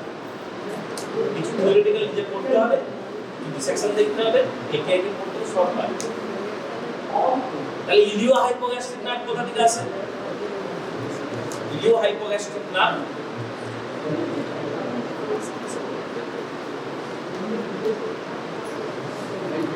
ও যখন আমাকে বললো যে অ্যান্টিরিয়ার অ্যাবডোমিনাল ওয়াল, আমরা এখন কিসে এনকাউন্টার করে আছি, কোন জায়গায়? অ্যান্টিরিয়ার অ্যাবডোমিনাল ওয়াল। অ্যান্টিরিয়ার আমরা পোস্টিরিয়ারে যাইনি, আমরা তো পোস্টিরিয়ারে কোনো যাইনি, পোস্টিরিয়ার তো আমাদের পেছন দিকে। তার মানে কি অর্গানগুলো রিমুভ করে তুলে ফেলে দিলে পোস্টিরিয়ার অ্যাবডোমিনাল ওয়াল পাবে। তার মানে কিছু অর্গান পোস্টিরিয়ার অ্যাবডোমিনাল ওয়ালে বসে আছে, তার মধ্যে কিডনি, প্যানক্রিয়াস, তাদেরকে তুই অ্যাবডোমিনাল ওয়ালে পাবি না দেখতে। তুই যখনই abdomen when you open the abdominal cavity, যখনই ডালাটা খুলে ফেলবি, এটা ডালা বলে, খুলে ফেলবি, সেখান থেকে কেটে কোনো এদিকে কেটে তুলে ফেলে দিবি, মানে সব মাসেলস গুলো। তাহলে কি খুব কোথায় খুলবো? অ্যাবডোমিনাল ক্যাভিটিতে ঢুকে গেলাম, সেখানে দেখবো অনেকগুলো অর্গানস আছে, কিন্তু সব অর্গানস দেখতে পাবে ফ্রম অ্যান্টিরিয়ার, সব all organs are not visible from anterior aspect. কিছু অর্গান তারা closely associated with the posterior abdominal wall. Posterior abdominal muscle কি? যেটা তুই লোয়ার লিম্বে পেয়েছিলি, psoas major, psoas বলে থেমে গেলে হবে না, psoas minor is also present, কিন্তু অনেকে থাকে না, মাইনর শুয়ে থাকে মেজরের উপরে। অনেক সাবজেক্টে পেতে পারিস, কিন্তু ম্যাক্স সব মানেতেই পাবি সাবজেক্টে psoas major, যার অরিজিন হচ্ছে lumber vertebra along with the 12 ribs. 12 ribs থেকেও psoas major এই আছে, অরিজিন হয়। এবং সমস্ত lumber vertebra along with the intervertebral disc and transverse process of all lumbar vertebra, এবং এক্সটেন্সিভ মাসেলস। ওই মাসেলস এর মধ্যে একটা প্লেক্সাস লুকিয়ে থাকে, সেই প্লেক্সাসটার নাম কি? বল, লাম্বার প্লেক্সাস। সেই জন্য দেখি মাসেলস এর ভেতর দিয়ে ফিমোরাল এন্ড অবজুরেটর নার্ভ মাসেলস এর ভেতর দিয়ে আসে, ওই মাসেলস এর মধ্যে শুয়ে থাকে লাম্বার প্লেক্সাসের সমস্ত নার্ভ। আমরা যে অ্যান্টিরিয়র অ্যাবডোমিনাল ওয়াল করব, তার নাম কি? আমরা anterior abdominal wall, the nerves of anterior abdominal ওয়াল কি হতে পারে? বল, একটা বল, কি ভেবে বল। আচ্ছা, এই আমাদের এটাকে আনতে পারবি বড় বড় স্কেলিটনটাকে? এই যে আমরা এখানে পেয়েছিলাম কি, ribs along with the sternum, that is known as thoracic cage, যেখানে আমরা লাংস এন্ড হার্ট পাবো। যখন আমরা thorax দেখবো, আমরা পাবো লাংস এন্ড হার্ট, হার্টে পাবো পেরিকার্ডিয়াম আর লাংসে পাবো প্লুরা, তার উপরের কভারেন্স। এই দুটো অর্গান পাবো, লাংস এন্ড হার্ট। তো এখানে অ্যাবডোমেনে আমরা অনেক অসংখ্য অর্গান পাবো। সেই অর্গানগুলো তোরা সব জানিস। মোটামুটি মেজর অর্গান কি? একটা largest organ in the abdominal cavity, আরো যদি নাম মনেও না পড়ে লিভার বলে দিই। লিভার এত বড়, যদি তুই অ্যাবডোমিনাল ক্যাভিটিতে দেখিস, না রিমুভ করা আগে, before removing the liver from the abdominal cavity, লিভারটা কিরকম বসে আছে, স্প্লিনটা কেমন বসে আছে, স্টোমাকটা কিরকম বসে আছে, কিডনি কেমন বসে আছে, প্যানক্রিয়াস, সমস্ত অর্গান দেখতে পাবে। সেই অর্গানগুলোকে কে প্রোটেক্ট করে?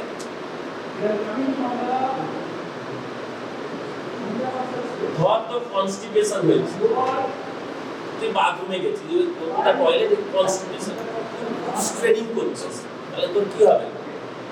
পেটে প্রেসার পড়বে, সেটা কি বলে? ইন্ট্রা অ্যাবডোমিনাল প্রেসার রাইজেস করবে। এরকম তো হতে পারে যে সমস্ত অর্গানগুলো পাস করে তোর ওয়াল ফেটে বেরিয়ে চলে এলে, এরকম হয় কখনো? কেন হয়? কে প্রোটেকশন দিচ্ছে? একটা পাতলা চাদরের মতো, ইরিজিনের মতো মোটা মোটা অর্গানগুলোকে রক্ষা করতে পারবে, মানে আটকাতে পারবে প্রেসার। আরে muscle of the anterior abdominal wall, রেকটাসটা পরে, তার আগে মাসলগুলো বল কি? দুটো অবলিক, একটা ট্রান্সভার্সাস অ্যাবডোমিনাল মাসলস আর একটা রেকটাস অ্যাবডোমিনাল, আরেকটা মাসলস আছে জানিস? রেকটাস অ্যাবডোমিনালের উপরে পড়ে থাকে, একদম নিচের দিকে, মানে ক্লোজ টু পিরামিডালিস, এবং যেটা সবার ক্ষেত্রে থাকে না। 40% সাবজেক্টে পিরামিডালিস ইজ অ্যাবসেন্ট। এখানে আনা যাবে? আচ্ছা, অ্যাবডোমেন উপরে ওভারল্যাপ করে liver process of the sternum, এখান থেকে পুরো শুরু হচ্ছে এই হল, এটা হচ্ছে অ্যান্টিরিয়ার অ্যাবডোমিনাল ওয়াল, এটা ল্যাটারাল ওয়াল, আবার এটা হচ্ছে পোস্টিরিয়ার অ্যাবডোমিনাল ওয়াল। পেছনে তো থাকে, পেছনে থাকে। এই লাম্বার ভার্টিব্রা হচ্ছে তার posterior midline structure, lumber vertebra, যেখান থেকে শেষ হচ্ছে যে এই পাঁচটা হচ্ছে লাম্বার হচ্ছে 1 2 3 4 5। This 5 lumbar vertebra forms the posterior midline structures of the abdomen. তার মানে পুরো সামনের ফাঁকা, কেউ নেই, কোনো স্কেলেটাল ফ্রেমওয়ার্ক নেই, শুধু একটাই স্কেলেটাল ফ্রেমওয়ার্ক এটা, আর একদম নিচে ইনফিরিয়রলি দ্য পেলভিস, তাছাড়া আর কোনো কি। তার মানে এখানে মাসেলগুলোকে কত স্ট্রং হতে হবে বুঝতে পেরেছিস? কিন্তু মাসেলসের অ্যারেঞ্জমেন্ট কেমন? এই সিভাবে ঘোরানো যায় না,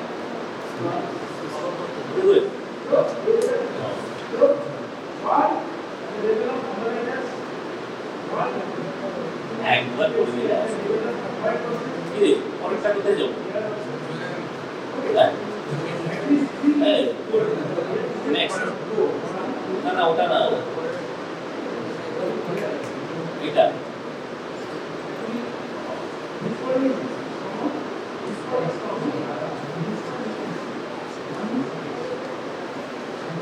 সব বইতে পাবি, দেখবি। অবলিক মাসলস গুলো হচ্ছে internal oblique and external oblique. প্রথমে হচ্ছে external oblique and internal oblique. কিরকম ওদের ফাইবারসের এই বলতে মাসেলস গুলোর কায়দা আছে। মাসেলস গুলো কিছু মাসেল ফাইবার আছে আর কিছু আছে অ্যাপোনিউরোটিক, মানে অ্যাপোনিউরোসিস, মানে একটা মেমব্রেনের মতো অ্যাপোনিউরোসিস। শোনা যায় জানিস aponeurosis is a part of muscle. প্রত্যেকটা মাসেলসে কিছুটা অ্যাপোনিউরোটিক, some are muscular, some are aponeurosis. Anteromedial part of all these muscles are aponeurosis. আর যে মিডলাইন স্ট্রাকচার আমরা বলি, মিডলাইন স্ট্রাকচারের নাম কি? মিডলাইন স্ট্রাকচার যে একদম জিপস্টার্নাম থেকে সিম্পাইসিস পিউবিস, একটা ফাইব্রাস মিডিয়ান রাফে, যেখানে লিনিয়া অ্যালবা, এটা মনে রাখবেন। কনসেপ্টটা তৈরি কর, লিনিয়া অ্যালবা। দুদিকে সব মাসেলস গুলো আছে লিনিয়া অ্যালবাতে কনভার্জ হচ্ছে, সব মাসেল। কিন্তু lower part of the transversus abdominis and internal oblique, they do not extend up to the linea alba. তারা কি তৈরি করে? তারা দুজনে মিলে একটা জিনিস তৈরি করে, তার নাম কি? Conjoined tendon. যে কনজয়েন্ট টেন্ডন একটা স্ট্রাকচার, যারা ইনগুইনাল ক্যানালের একটা জিনিস তৈরি করে, ওয়াল তৈরি করে, posterior wall, medial part of the posterior ওয়াল। দেখ এই তিনটে মাসেলসের অ্যারেঞ্জমেন্টটা দেখ, একটা যাচ্ছে, একটা উপর থেকে রিবস থেকে নেমে আসছে ইলিয়াক ক্রেস্ট অবধি, একটা ইলিয়াক ক্রেস্ট থেকে আবার উপরে যাচ্ছে, আরেকটা পুরোটাই হরাইজন্টাল। আমার নেই, এদিকে দেখ, আমাকে দেখছিস কেন? ছবিটা দেখ, কি মাথায় ঢুকছে না? এই যে এক্সটার্নাল অবলিক মাসেলস, এর অরিজিন কোথা থেকে? Lower 8 ribs. লোয়ার 8 রিবস আমাদের কটা রিবস আছে? 12 রিবস আছে।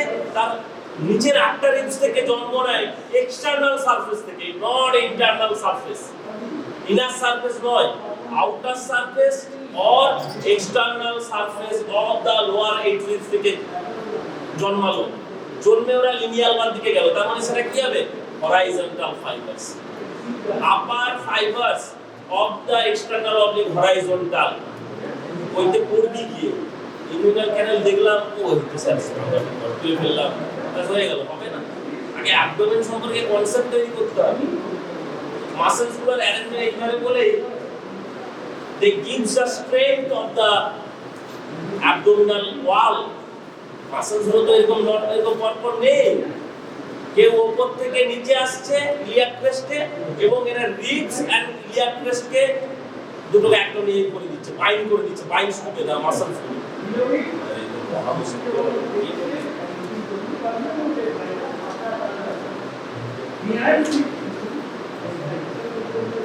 আবার এই ইন্টারনাল অবলিক নিচ দিকে আসছে, দেখ এবং ইন্টারনাল অবলিকের অরিজিন কোথা থেকে হয়? আমরা তো একটা জিনিস পড়লাম যে এইখানে একটা লিগামেন্টস থাকে। এই লিগামেন্টসের নাম কি? Inguinal ligament. অ্যাকচুয়ালি ইনগুইনাল লিগামেন্টটা কি বলতো? আপনি তো পড়েছিলি লোয়ার লিম্বে, তো আমরা পড়া বলিনি যে ইনগুইনাল লিগামেন্ট কি। আমরা এখন অ্যাবডোমেনে বলবো যে হোয়াট ইজ ইনগুইনাল লিগামেন্ট।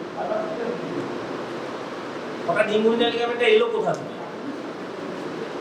তবে তো স্ট্রাকচারস গুলো passing behind the inguinal ligament and going into the thigh, front of the thigh. Inguinal লিগামেন্টটা কোথা থেকে এলো? না না, এক্সটেন্ড না, ইন্টারসোমিয়াল স্পাইন থেকে পিউবিটিউরাল এক্সটেন্ড। কিভাবে তৈরি হলো ইনগুইনাল লিগামেন্ট? কোথা থেকে তৈরি হলো লিগামেন্টটা?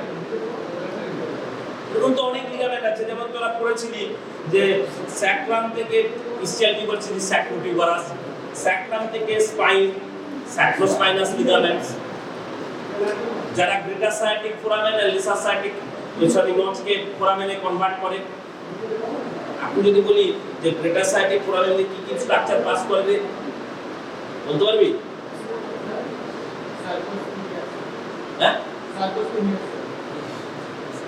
sacrospinous ligament, it is ligament extended between the sacrum and ischial spine. And sacrotuberous, sacrum, এগুলো জানতে হবে, it is a joint, it is an important ligament of the pelvis, and important joints of the pelvis কি? Sacroiliac joints, symphysis pubis, the summaries of that symphysis pubis, sacroiliac joints, যেটাকে আমরা sacropelvic joints ও বলতে পারি। sacropelvic joints, pelvic বল, sacropelvic joints এর movement হয়। sacropelvic joints এর movement হয় in female person during parturition. During parturition a slight movement is possible. এই তুই কি কথা বলছিস? এটা হ্যাঁ, ইনগুইনাল লিগামেন্ট। ইনগুইনাল লিগামেন্ট সহজ। এখানে এই ইনগুইনাল লিগামেন্টটা তৈরি হয়েছে এই যে অ্যাপোনিউরোসিস আছে তার এক্সটার্নাল অবলিক অ্যাপোনিউরোসিস, তার লোয়ার কোয়ার্টারটা এভাবে ফোল্ড হয়ে যায়। Inward folding of this external oblique aponeurosis and forms the inguinal ligament. সেটা তো বডিতে দেখতে পাবে। এবং এই যে ফোল্ড হয়ে গেল, একটা গাটার তৈরি হলো, এরকম গাটার। এই গাটারটার উপরে শুয়ে থাকে কে? spermatic cord in case of male and round ligament of uterus in case of female. তার মানে দেখ, inguinal ligamenটের inward folding forms the floor of the inguinal canal. Anterior wall কে তৈরি করছে? External oblique aponeurosis. কেন না, এটা জানতে হবে যে lower quarter, lower fibres of the external oblique যেটা ইলিয়াক ক্রিস্টাসে লাগছে, লাগার পর ইলিয়াক ক্রিস্টাল লাগার পর তো এটা ফোল্ডিং হচ্ছে। এই যে ফোল্ডিং হলো, ইলিয়াক ক্রিস্টাল লাগলো, এই ফাইবারস গুলো কি রকম দেখ ভালো করে। These fibers are vertical fibers. Vertical, not horizontal. ওপরে horizontal। ঠিক একই ভাবে ইন্টারনাল অবলিক যদি দেখিস, এই যে ইন্টারনাল অবলিক, ইন্টারনাল অবলিক কি দেখছিস? হ্যাঁ, এটা তো বুঝতে পারছিস, এটা লিনিয়ার না। নিচের ফাইবারস গুলো হরাইজন্টাল, উপরের গুলো ভার্টিক্যাল। এবং ইন্টারনাল অবলিকের অরিজিন এই ইনগুইনাল লিগামেন্ট থেকেও হয়। Lateral 2/3 of the inguinal ligament, আর ল্যাটারাল 1/3 থেকে কে জন্মায়? এই যে নিচের মাসেল, এই কি এখানে তোলা যাবে? এই যে ট্রান্সভার্সাস অ্যাবডোমিনিস, পুরোটাই horizontal fibres. The disposition of the transversus abdominis পুরোটাই হরাইজন্টাল। কোথা থেকে জন্ম নেয়? 7, 8, 9 রিবস চলে গেল লিনিয়াল বাতে, লাম্বার পাসা লিনিয়াল বা, ইলিয়াক ক্রেস্ট লিনিয়াল বা, and lateral 1/3 of the inguinal ligament lineal বা। না, ওটা লিনিয়াল বাতে যায় না, লোয়ার পার্টটা যায় না, ওটাই তৈরি করে ইন্টারনাল অবলিকের সঙ্গে মিশে কনজয়েন্ট টেন্ডন। আচ্ছা, এই যে ইনগুইনাল লিগামেন্ট দেখি, ইনগুইনাল লিগামেন্টের কোনো মডিফিকেশন আছে? তার কোনো পার্টস আছে? এই যে ইনগুইনাল লিগামেন্ট আর কোনো পার্টস আছে? ইনগুইনাল লিগামেন্ট কিছু আর তৈরি করে কোনো লিগামেন্ট? What? কে বললো? Very good, lacunar ligament. আরেকটা লিগামেন্ট যেটা পেকটিনিয়াল লাইনের মধ্যে চলে যাবে, পেকটিনিয়াল লিগামেন্ট। পেকটিনিয়াল লাইন দিয়ে চলে যাবে পেকটিনিয়াল লিগামেন্টস। এখানে থাকবে ল্যাকুনার লিগামেন্টস। এই ল্যাকুনার লিগামেন্টস একটা ক্যানালের একটা রিংয়ের বাউন্ডারি তৈরি করে, মিডিয়াল বাউন্ডারি বলতে পারি, সেটা এখানে আছে। যে ক্যানালটাকে আমরা পেয়েছিলাম lower লিম্বে, that upper part of the thigh, medial portion, কি femoral canal? femoral canal এর উপরের যে অংশটাকে কি বলে, which is known as femoral ring, সেখানেই তো femoral hernia হয়। femoral hernia কাদের বেশি হয়?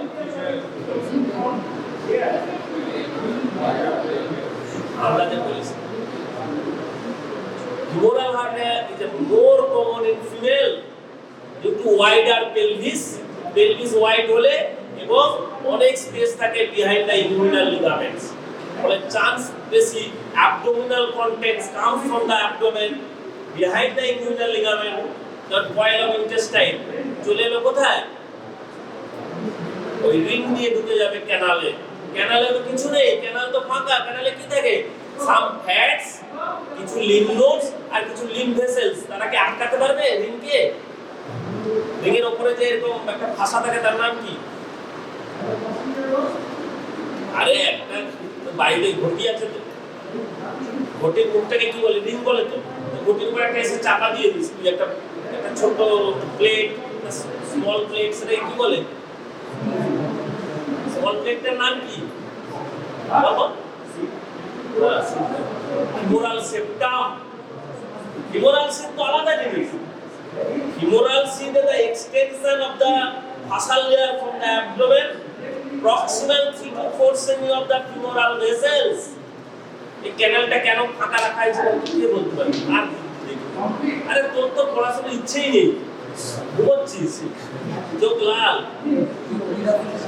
তাহলে বল তোমার কি সমস্যা? এটাই যে কেন femoral canal is empty?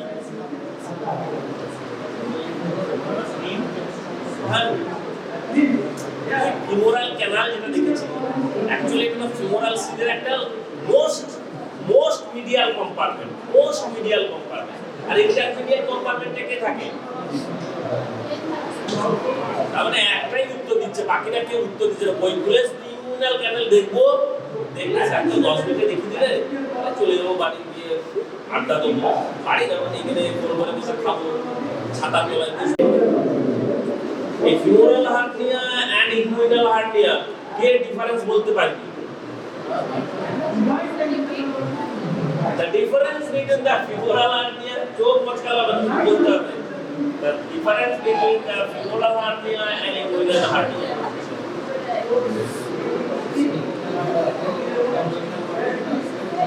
আমি জানি না, এতেও অ্যাবডোমিনাল কন্টেন্টস আছে। কেন বলতো? কেন তুই তো বলবি যে স্যার অ্যাবডোমেন থেকে কি করে খাইতে femoral canal, the femoral canal, the abdominal content comes. এই জায়গাটা বুঝছে না ভালো। বল তুই বল, সুন্দর চেয়ারে বসে হেলাম দিয়ে বাবুর মতো হেড টিচার, তুই বল, টেল মি অ্যাবাউট আমি ছবি দেখাবো তো, তো দেখাবো, কিন্তু তার আগে জেনে নিতে চাইছি মোবাইল গুলো দেখছি একটা রাগ চলে যাবে, একটা রাগ ভুল করলে সব পেয়ে যাবে, সেটা বড় কথা, কিন্তু মনে রাখতে হবে, কিন্তু ভুল এখন করলে ভুলে যাবে। ও করছে কিচ্ছু নয়, তাই the anatomical landmark is the inguinal ligament. What? বলছিস? What? Above and medial to the inguinal ligaments. Above and medial to the inguinal ligaments. It is the inguinal hernia. And below, এটা তুই আবার এটা দিয়েও বলতে পারিস, below the inguinal ligament and lateral to the pubic tubercle. সেটা ছবিটা দেখাচ্ছে যদি থাকে।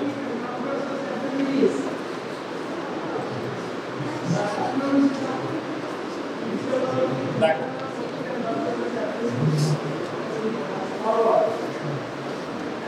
pubic tubercle is an anatomical landmark. Pubic tubercle এর উপরে inguinal, pubic tubercle এর নিচে femoral. তোরা এই বই ফলো করিস এই বইটা? কোন বই থেকে নেওয়া? যদি ফলো করিস তো বলতে পারে। The picture is taken from the snail anatomy. Snail মানে শামুক নয়, SNELL snail, আর SNAIL snail মানে শামুক, যেটা তোরা আস্তে আস্তে শিখে যায়। তো শিখতে হবে, সময় নেই, টাইম নেই। 1 বছরের কোর্স, 1 বছরও নয়, 9 মাস। আগে 2 বছর অ্যানাটমি পড়ানো হতো। একদম প্রমিনেন্ট নয়, যাদের প্রমিনেন্ট তাদের দেখতে পাবে lateral border of rectus abdominis. এরা দুটো লংগিটিউডিনাল মাসলস এই লিনিয়ার বার দুপাশে আছে, রেক্টাস অ্যাবডোমিনাস মাসলস, একদম ডিপ মাসলস। তাকে এনক্লোজ করবার জন্য একটা সিট নেচার প্রোভাইড করেছে, that is known as rectus sheath, যেটা দেখানো হচ্ছে ওটাই রেক্টাস সিট, যেহেতু it encloses the rectus abdominis muscle. Rectus abdominis muscle is a strong flexor of the vertebral column. এই যে তুই শুয়ে আছিস, তোকে যদি বলি উপর তো তারা সুপাইন হয়ে শুয়ে আছিস on the bed, এই যে তুই উঠে পড়লি তোরা করে, যে মাসেলটা তোর প্রথমেই কাজ করবে দ্যাট ইজ রেক্টাস abdominis। আর এই যে সানিয়া মির্জা কি খেলে? টেনিস। বাজারাই যে এক হাতে বক্সিং করে বা ব্যাডমিন্টন খেলে, এখানে এই যে ঘুরছে, এই যে রোটেশন হচ্ছে, ফ্রাঙ্কের রোটেশন কে করে?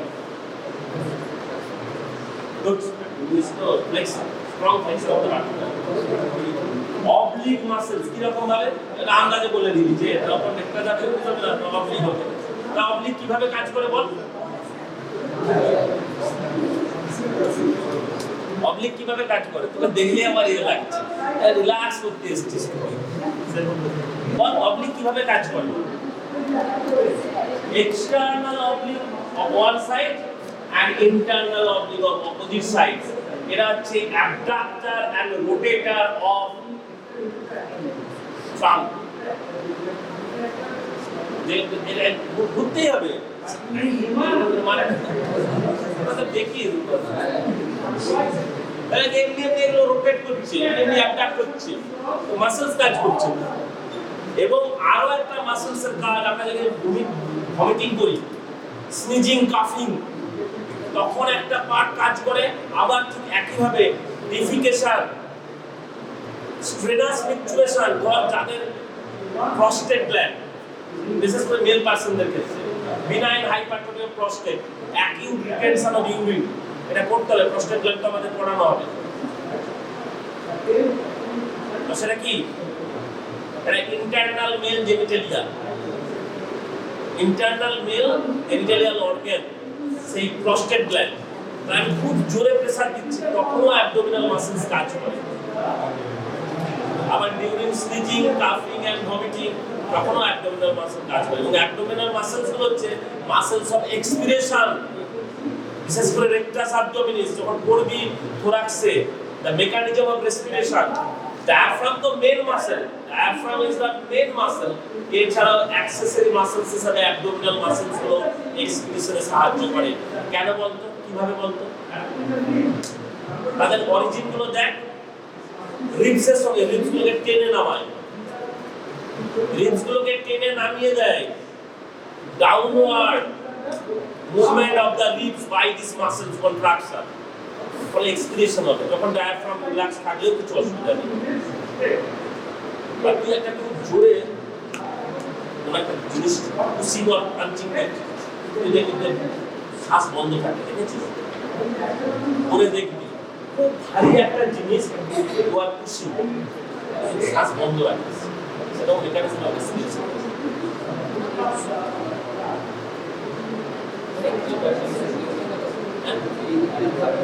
এই তো রেফারেন্স। একটা above and medial to the pubic tubercle and below and lateral to the pubic tubercle. Below মানে inguinal ligament এর নিচে, inguinal ligament এর উপরে কখনো femoral hernia যাবে না, inguinal ligament এর নিচে কখনো inguinal hernia আসবে না, never come. Inguinal hernia always above the inguinal ligament and medial to the pubic tubercle. তার কারণও আছে, কারণ ইনগুইনাল ক্যানাল যে এক্সট্রাক্ট করছে এটার লেন্থ কত, 6 সেমি, 2.5 ইঞ্চ, 6 সেমি, একদম ছোট্ট একটা ক্যানাল, এরকম এই ক্যানাল, এই ক্যানালটা কিন্তু স্ট্রেট নেই, ইট ইজ অবলিকলি প্লেসড। তার মানে এই ক্যানালটা দিয়ে, ক্যানালটার রাস্তা কি, ক্যানালটা কেন তৈরি হয়েছে? For the passage of spermatic cord or round ligament of uterus এ যাওয়ার জন্য। তাহলে নিশ্চয়ই দুটো রিং তৈরি হবে, একটা উপরের দিকে রিং, একটা নিচের দিকে রিং। নিচের যেটা রিং সেটা হচ্ছে সুপারফিশিয়াল রিং। সুপারফিশিয়াল কেন বলছি? তার মানে নিশ্চয়ই কোনো একটা সুপারফিশিয়াল মাসেলস এর মধ্যে একটা গ্যাপ। তার মানে ক্যানালটা হচ্ছে ইন্টারমাসকুলার ক্যানাল। এই মাসেলগুলো এমন ভাবে ডিসপোজিশন আছে, the muscles are disposed here in this way that a canal is formed between the muscle. এবং কোন মাসেল তার রুট তৈরি করছে, কোন মাসেল তার অ্যান্টিরিয়র ওয়াল তৈরি করছে, এই তিনটে মাসেল কি কি? External oblique, internal oblique and transversus abdominis muscle. কটা বাজে? বডি দেখা ভাষা থাকবে। কি কি ভাষা থাকতে পারে? কোন আইডিয়া?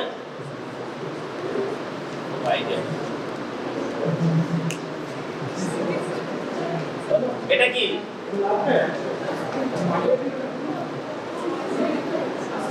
এই উপরে এখন তোমরা যখন যাও তো বেশ বেড়াতে, বেশ টেন্টের মধ্যে ঢুকে পড়লে, টেন্টের মধ্যে ঢুকে পড়ো তো অনেক সময় টেন্টে বাস করতে হয় অনেক জায়গায়, টেন্ট যেটা একদম গ্যাপ থাকে, টেন্টের মধ্যে ঢুকে পড়লি, উপরে একটা ছাদ, আর্চ, এরকম আর্চের মতো ছাদ। এই আর্চ কে করছে? এটা the arch is formed by the internal oblique aponeurosis along with the aponeurosis of the transversus abdominis. ওরা দুজনেই আর্চ তৈরি করে। নাকের ভেতর আঙুল দিয়ে করলে হবে না।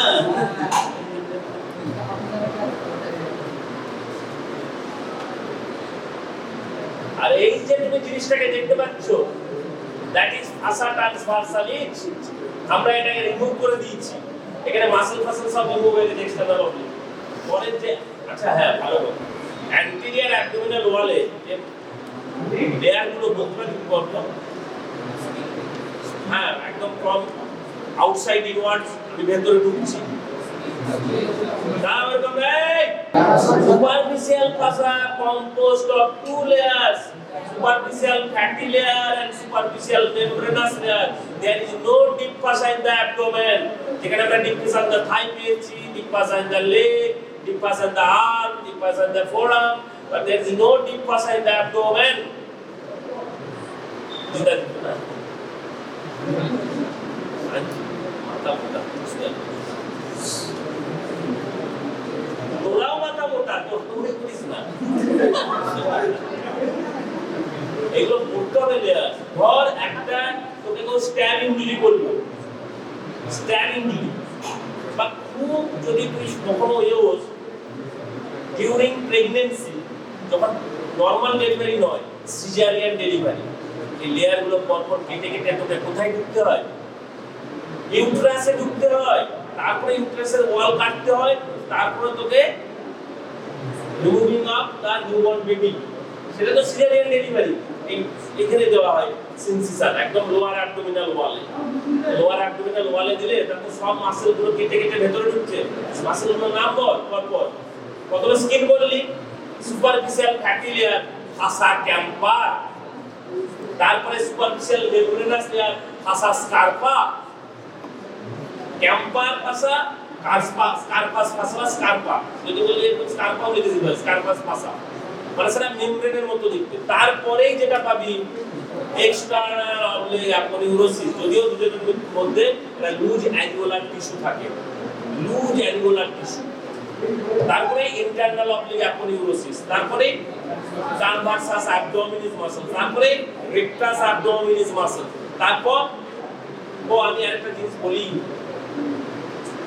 ট্রান্সভার্সাস অ্যাবডোমিনাল পরে ভাসা ট্রান্সভার্সালিস,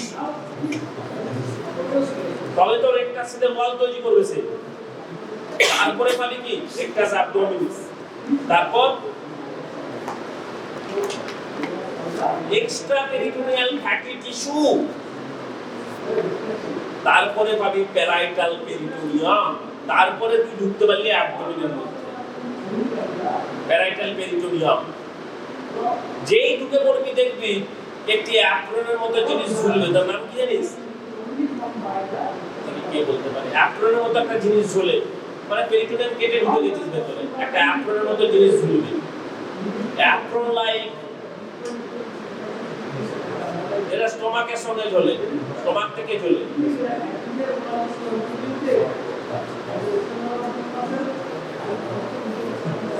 স্টোমাক তো জেসের মতো দেখতে, তার দুটো কার্ভেচার আছে, lesser curvature and greater curvature. এটা গ্রেটার কার্ভেচারের সঙ্গে লেগে থাকে, বলে বল বল greater omentum apron like structure এরকম ঝুলবে। আগে কিছু দেখতে পারবে না, ওই ওমেন্টামকে দেখবে, শুধু ইনগুইনাল লিগামেন্ট দেখবো। তাহলে এইটা ইনগুইনাল ক্যানাল, ইনগুইনাল ক্যানালের তাহলে কি কি ওয়াল হলো, কি কি দেখবো, ওয়াল কি কি দেখবো? Anterior wall, posterior wall,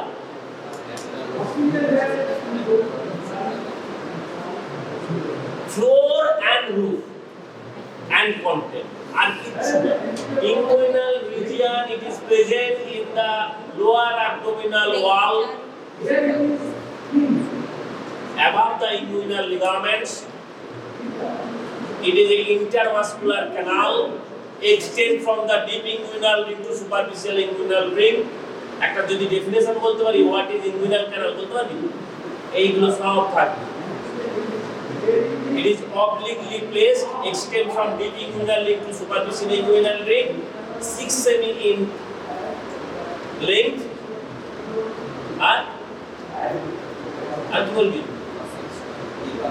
and it gives passage to spermatic cord and ilioinguinal in case of male, and round ligament of uterus and ilioinguinal in female. Inguinal canal, inguinal আসবে এবং ইনগুইনাল হার্নিয়া অবশ্যই আসবে। এইটা আসতে গেলে এই জিনিসটা একটু দেখে নাও। আরে রে, আরে না, এইটা না, এইটা এইটা কি এটা? আরে বই দেখ না, এটা লেখা আছে তো এখানে। হ্যাঁ, ইনফিরিয়র এপিগ্যাস্ট্রিক আর্টারি, তারপরে নিশ্চয়ই superior epigastric artery is there. এই ইনফিরিয়র এপিগ্যাস্ট্রিক আর্টারি কার থেকে জন্ম নেয়? Very good. এই তোরা একদম পড়াশোনা করছিস না, শুনছিস না, বলে ইনফিরিয়র এপিগ্যাস্ট্রিক আর্টারি কার থেকে জন্ম নেয়? পরীক্ষা তো দেখেছি খাতা, আমি কি অবস্থা। External iliac, before going into the thigh behind the inguinal ligament, it gives 2 branches.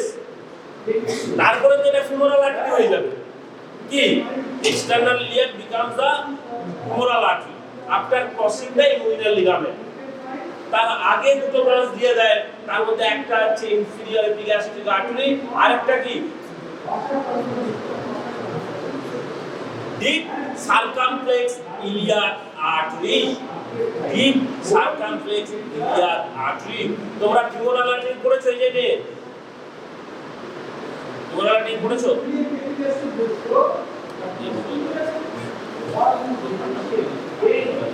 এই ওই তো ভাবছিস পেছনে বসে আমাকে লিখতে দিবি, বল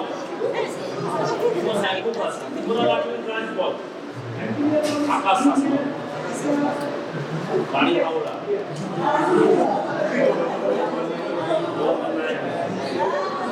বাদ হয়ে গেলে ওই ফিমোরাল আর্টারি সুপারফিশিয়াল ব্রাঞ্চ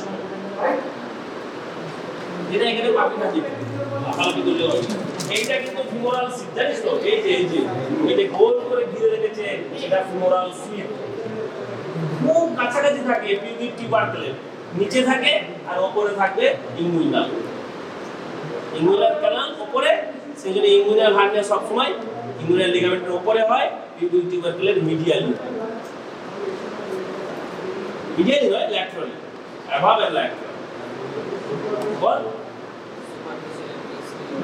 না হ্যাঁ বাবা কি বলেছে superficial epigastric very good really কি করে বললো কিন্তু deep circumflex iliac artery is coming from the external iliac but superficial circumflex iliac artery or superficial external pudendal or superficial epigastric is coming from the molar artery superficial branch inguinal canal সম্পর্কে কোনো idea তৈরি হলো ball idea বল double লিগার আছে হ্যাঁ বল তো কোথায় প্রকাশ করতে হবে এক্সপ্রেস কর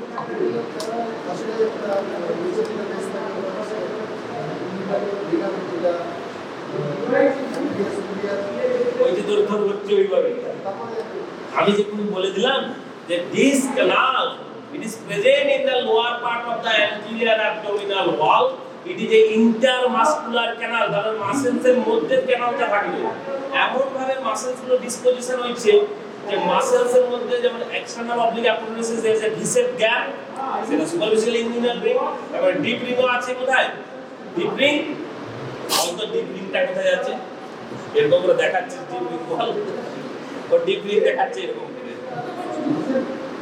ঠিক আছে যে কোনো দেখা ডিপ রিং কোথায় আছে আমি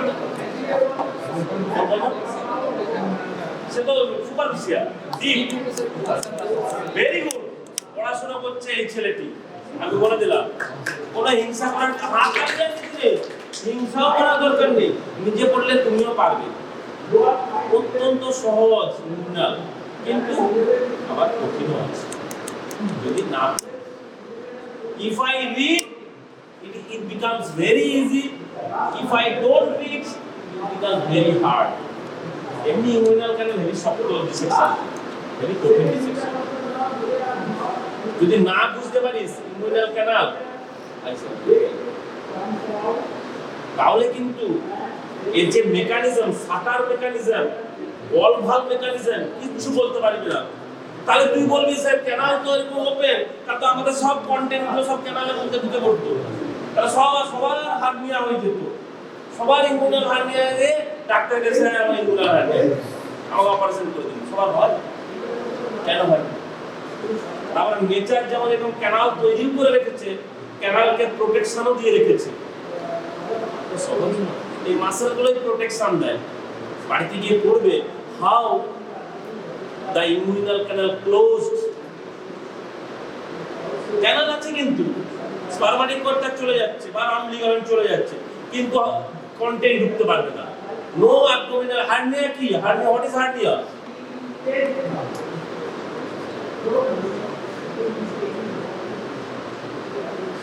দরজার বাইরে আছিস ভেতরে ক্লাস হচ্ছে ক্লাস তোর মাথাটা ঢুকিয়ে দিবি কিন্তু বডিটা বাইরে হয়ে গেল তোর মাথাটা যে চলে গেল সেটা হচ্ছে হার্নিয়া এনি অ্যাবনরমাল প্রন্ট্রুশন তার নরমাল এটা থাকার দরকার ছিল না অ্যাবনরমাল প্রন্ট্রুশন এন্ড অ্যাবনরমাল পজিশন মানে অ্যাবনরমাল স্পেসে ঢুকে গেছে এবং এটাতে মানে ফিমোরাল বা ইনগুইনাল যাই হার্নিয়া হোক না কেন এটাতে সবসময় অ্যাবডোমিনাল কন্টেন্ট থাকবে লুপ অফ স্মল ইন্টেস্টাইন এদের চান্স সবথেকে বেশি মানে generally loop of small intestine কত বড় লম্বা এই যে পেটের ভিতরে আছে কত বড় লম্বা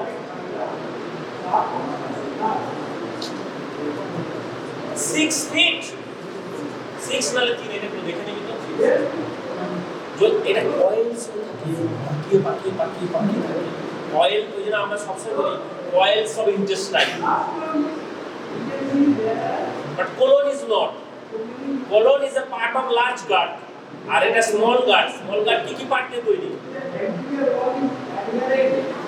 হ্যাঁ বল duodenum ilium style jejunum and ilium connects with the sacrum সেখানে একটা জাংশন তৈরি হয় that is called iliocecal junction ঠিক একই ভাবে great saphenous vein drains into the femoral vein after piercing the cribriform fascia saphenous opening saphenous opening R femoral সিদ্ধি আগে নয় কিন্তু বলে দিলাম saphenous opening আরো প্রক্সিমালি থাকবে উপরে থাকবে এবং cribriform fascia তার উপরে থাকবে কেন cribriform বলতো আরে বাড়িতে চালনি দেখিসনি দিয়ে চালানো হয় কেউ দেখিসনি এটা নন বেঙ্গলিরা দেখেনি তো আমরা বাঙালি বাড়িতে দেখেছি তো ফুটো সেই জন্য ক্রিবিফর্ম এইরকম ক্রিবিফর্ম প্লেট কোথায় পাবি কে বলতে পারবি এবং সেটা বলে দিলাম ফেসে একটা বোনসে পাবি সেই বোনসটার নাম নাকের চারপাশে আছে ethmoid cribriform plate of ethmoid rupture হয় ক্রিবিফর্ম অ্যাক্সিডেন্ট সাংঘাতিক অ্যাক্সিডেন্ট ক্রিবিফর্ম প্লেট রাপচার হয়ে যেতে পারে এবং ওই ক্রিবিফর্ম ওই কারণেই হয়েছে যে ওইখান দিয়ে ভেতর দিয়ে anterior ethmoidal vessels and nerve pierce করে যায় ওই জন্য ফুটো এবং এখানে গ্রেট স্যাপেনাস মানে ক্রিবিফর্ম যে লিম্ফ্যাটিক ভেসেলস পিয়ার্স করে great saphenous oblique transversus abdominis আমরা যখন রেক্টাসিন করব তখন আমরা rectus abdominal muscles along with the pyramidalis যদিও pyramidalis nothing significant in our body it is very less important in our body না থাকে কারণ থাকে না বুঝতে পারছিস না যে থাকে না তাকে নিয়ে আমরা চর্চা করবো কেন যে থাকে constant present in the abdomen rectus abdominal muscle এ ছাড়া হবে না rectus abdominal muscle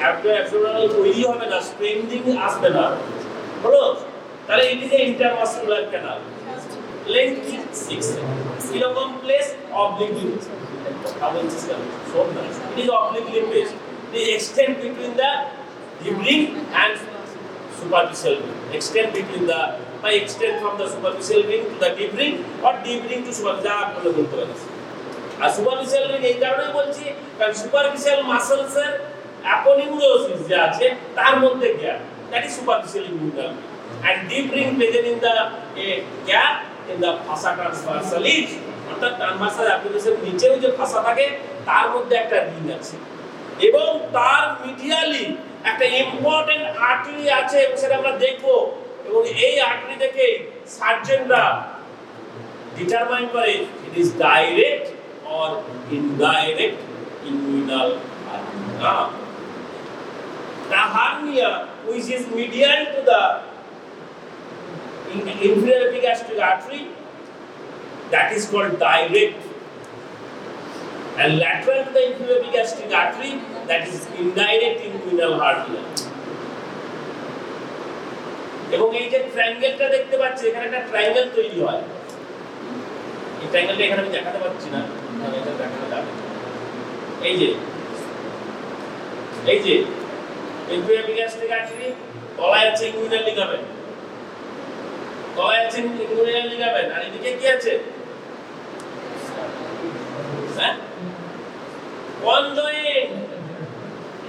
conjoint tendon কে ফর্মেশন করে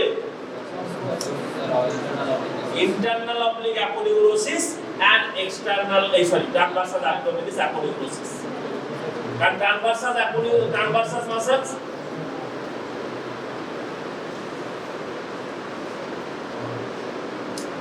এখানে ট্রান্সভার্সাল অ্যাবডোমিনাল পাচ্ছিস নেই এখানে পাচ্ছিস এই যে দেখছিস এই যে এইটা আছে কনজয়েন্ট এবং পরে যখন কাটলাম আমি কনজয়েন্ট দিলাম তার আগে এটা কিন্তু ইন্টারনাল অবলিক মানে পুরোটাই কনজয়েন্ট টেন্ডন এই যে এইটা এগুলো কনজয়েন্ট টেন্ডন কি এই যে ট্রান্সভার্সাস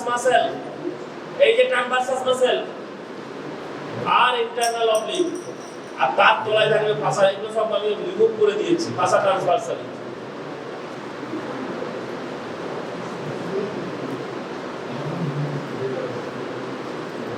এই কি আসছে না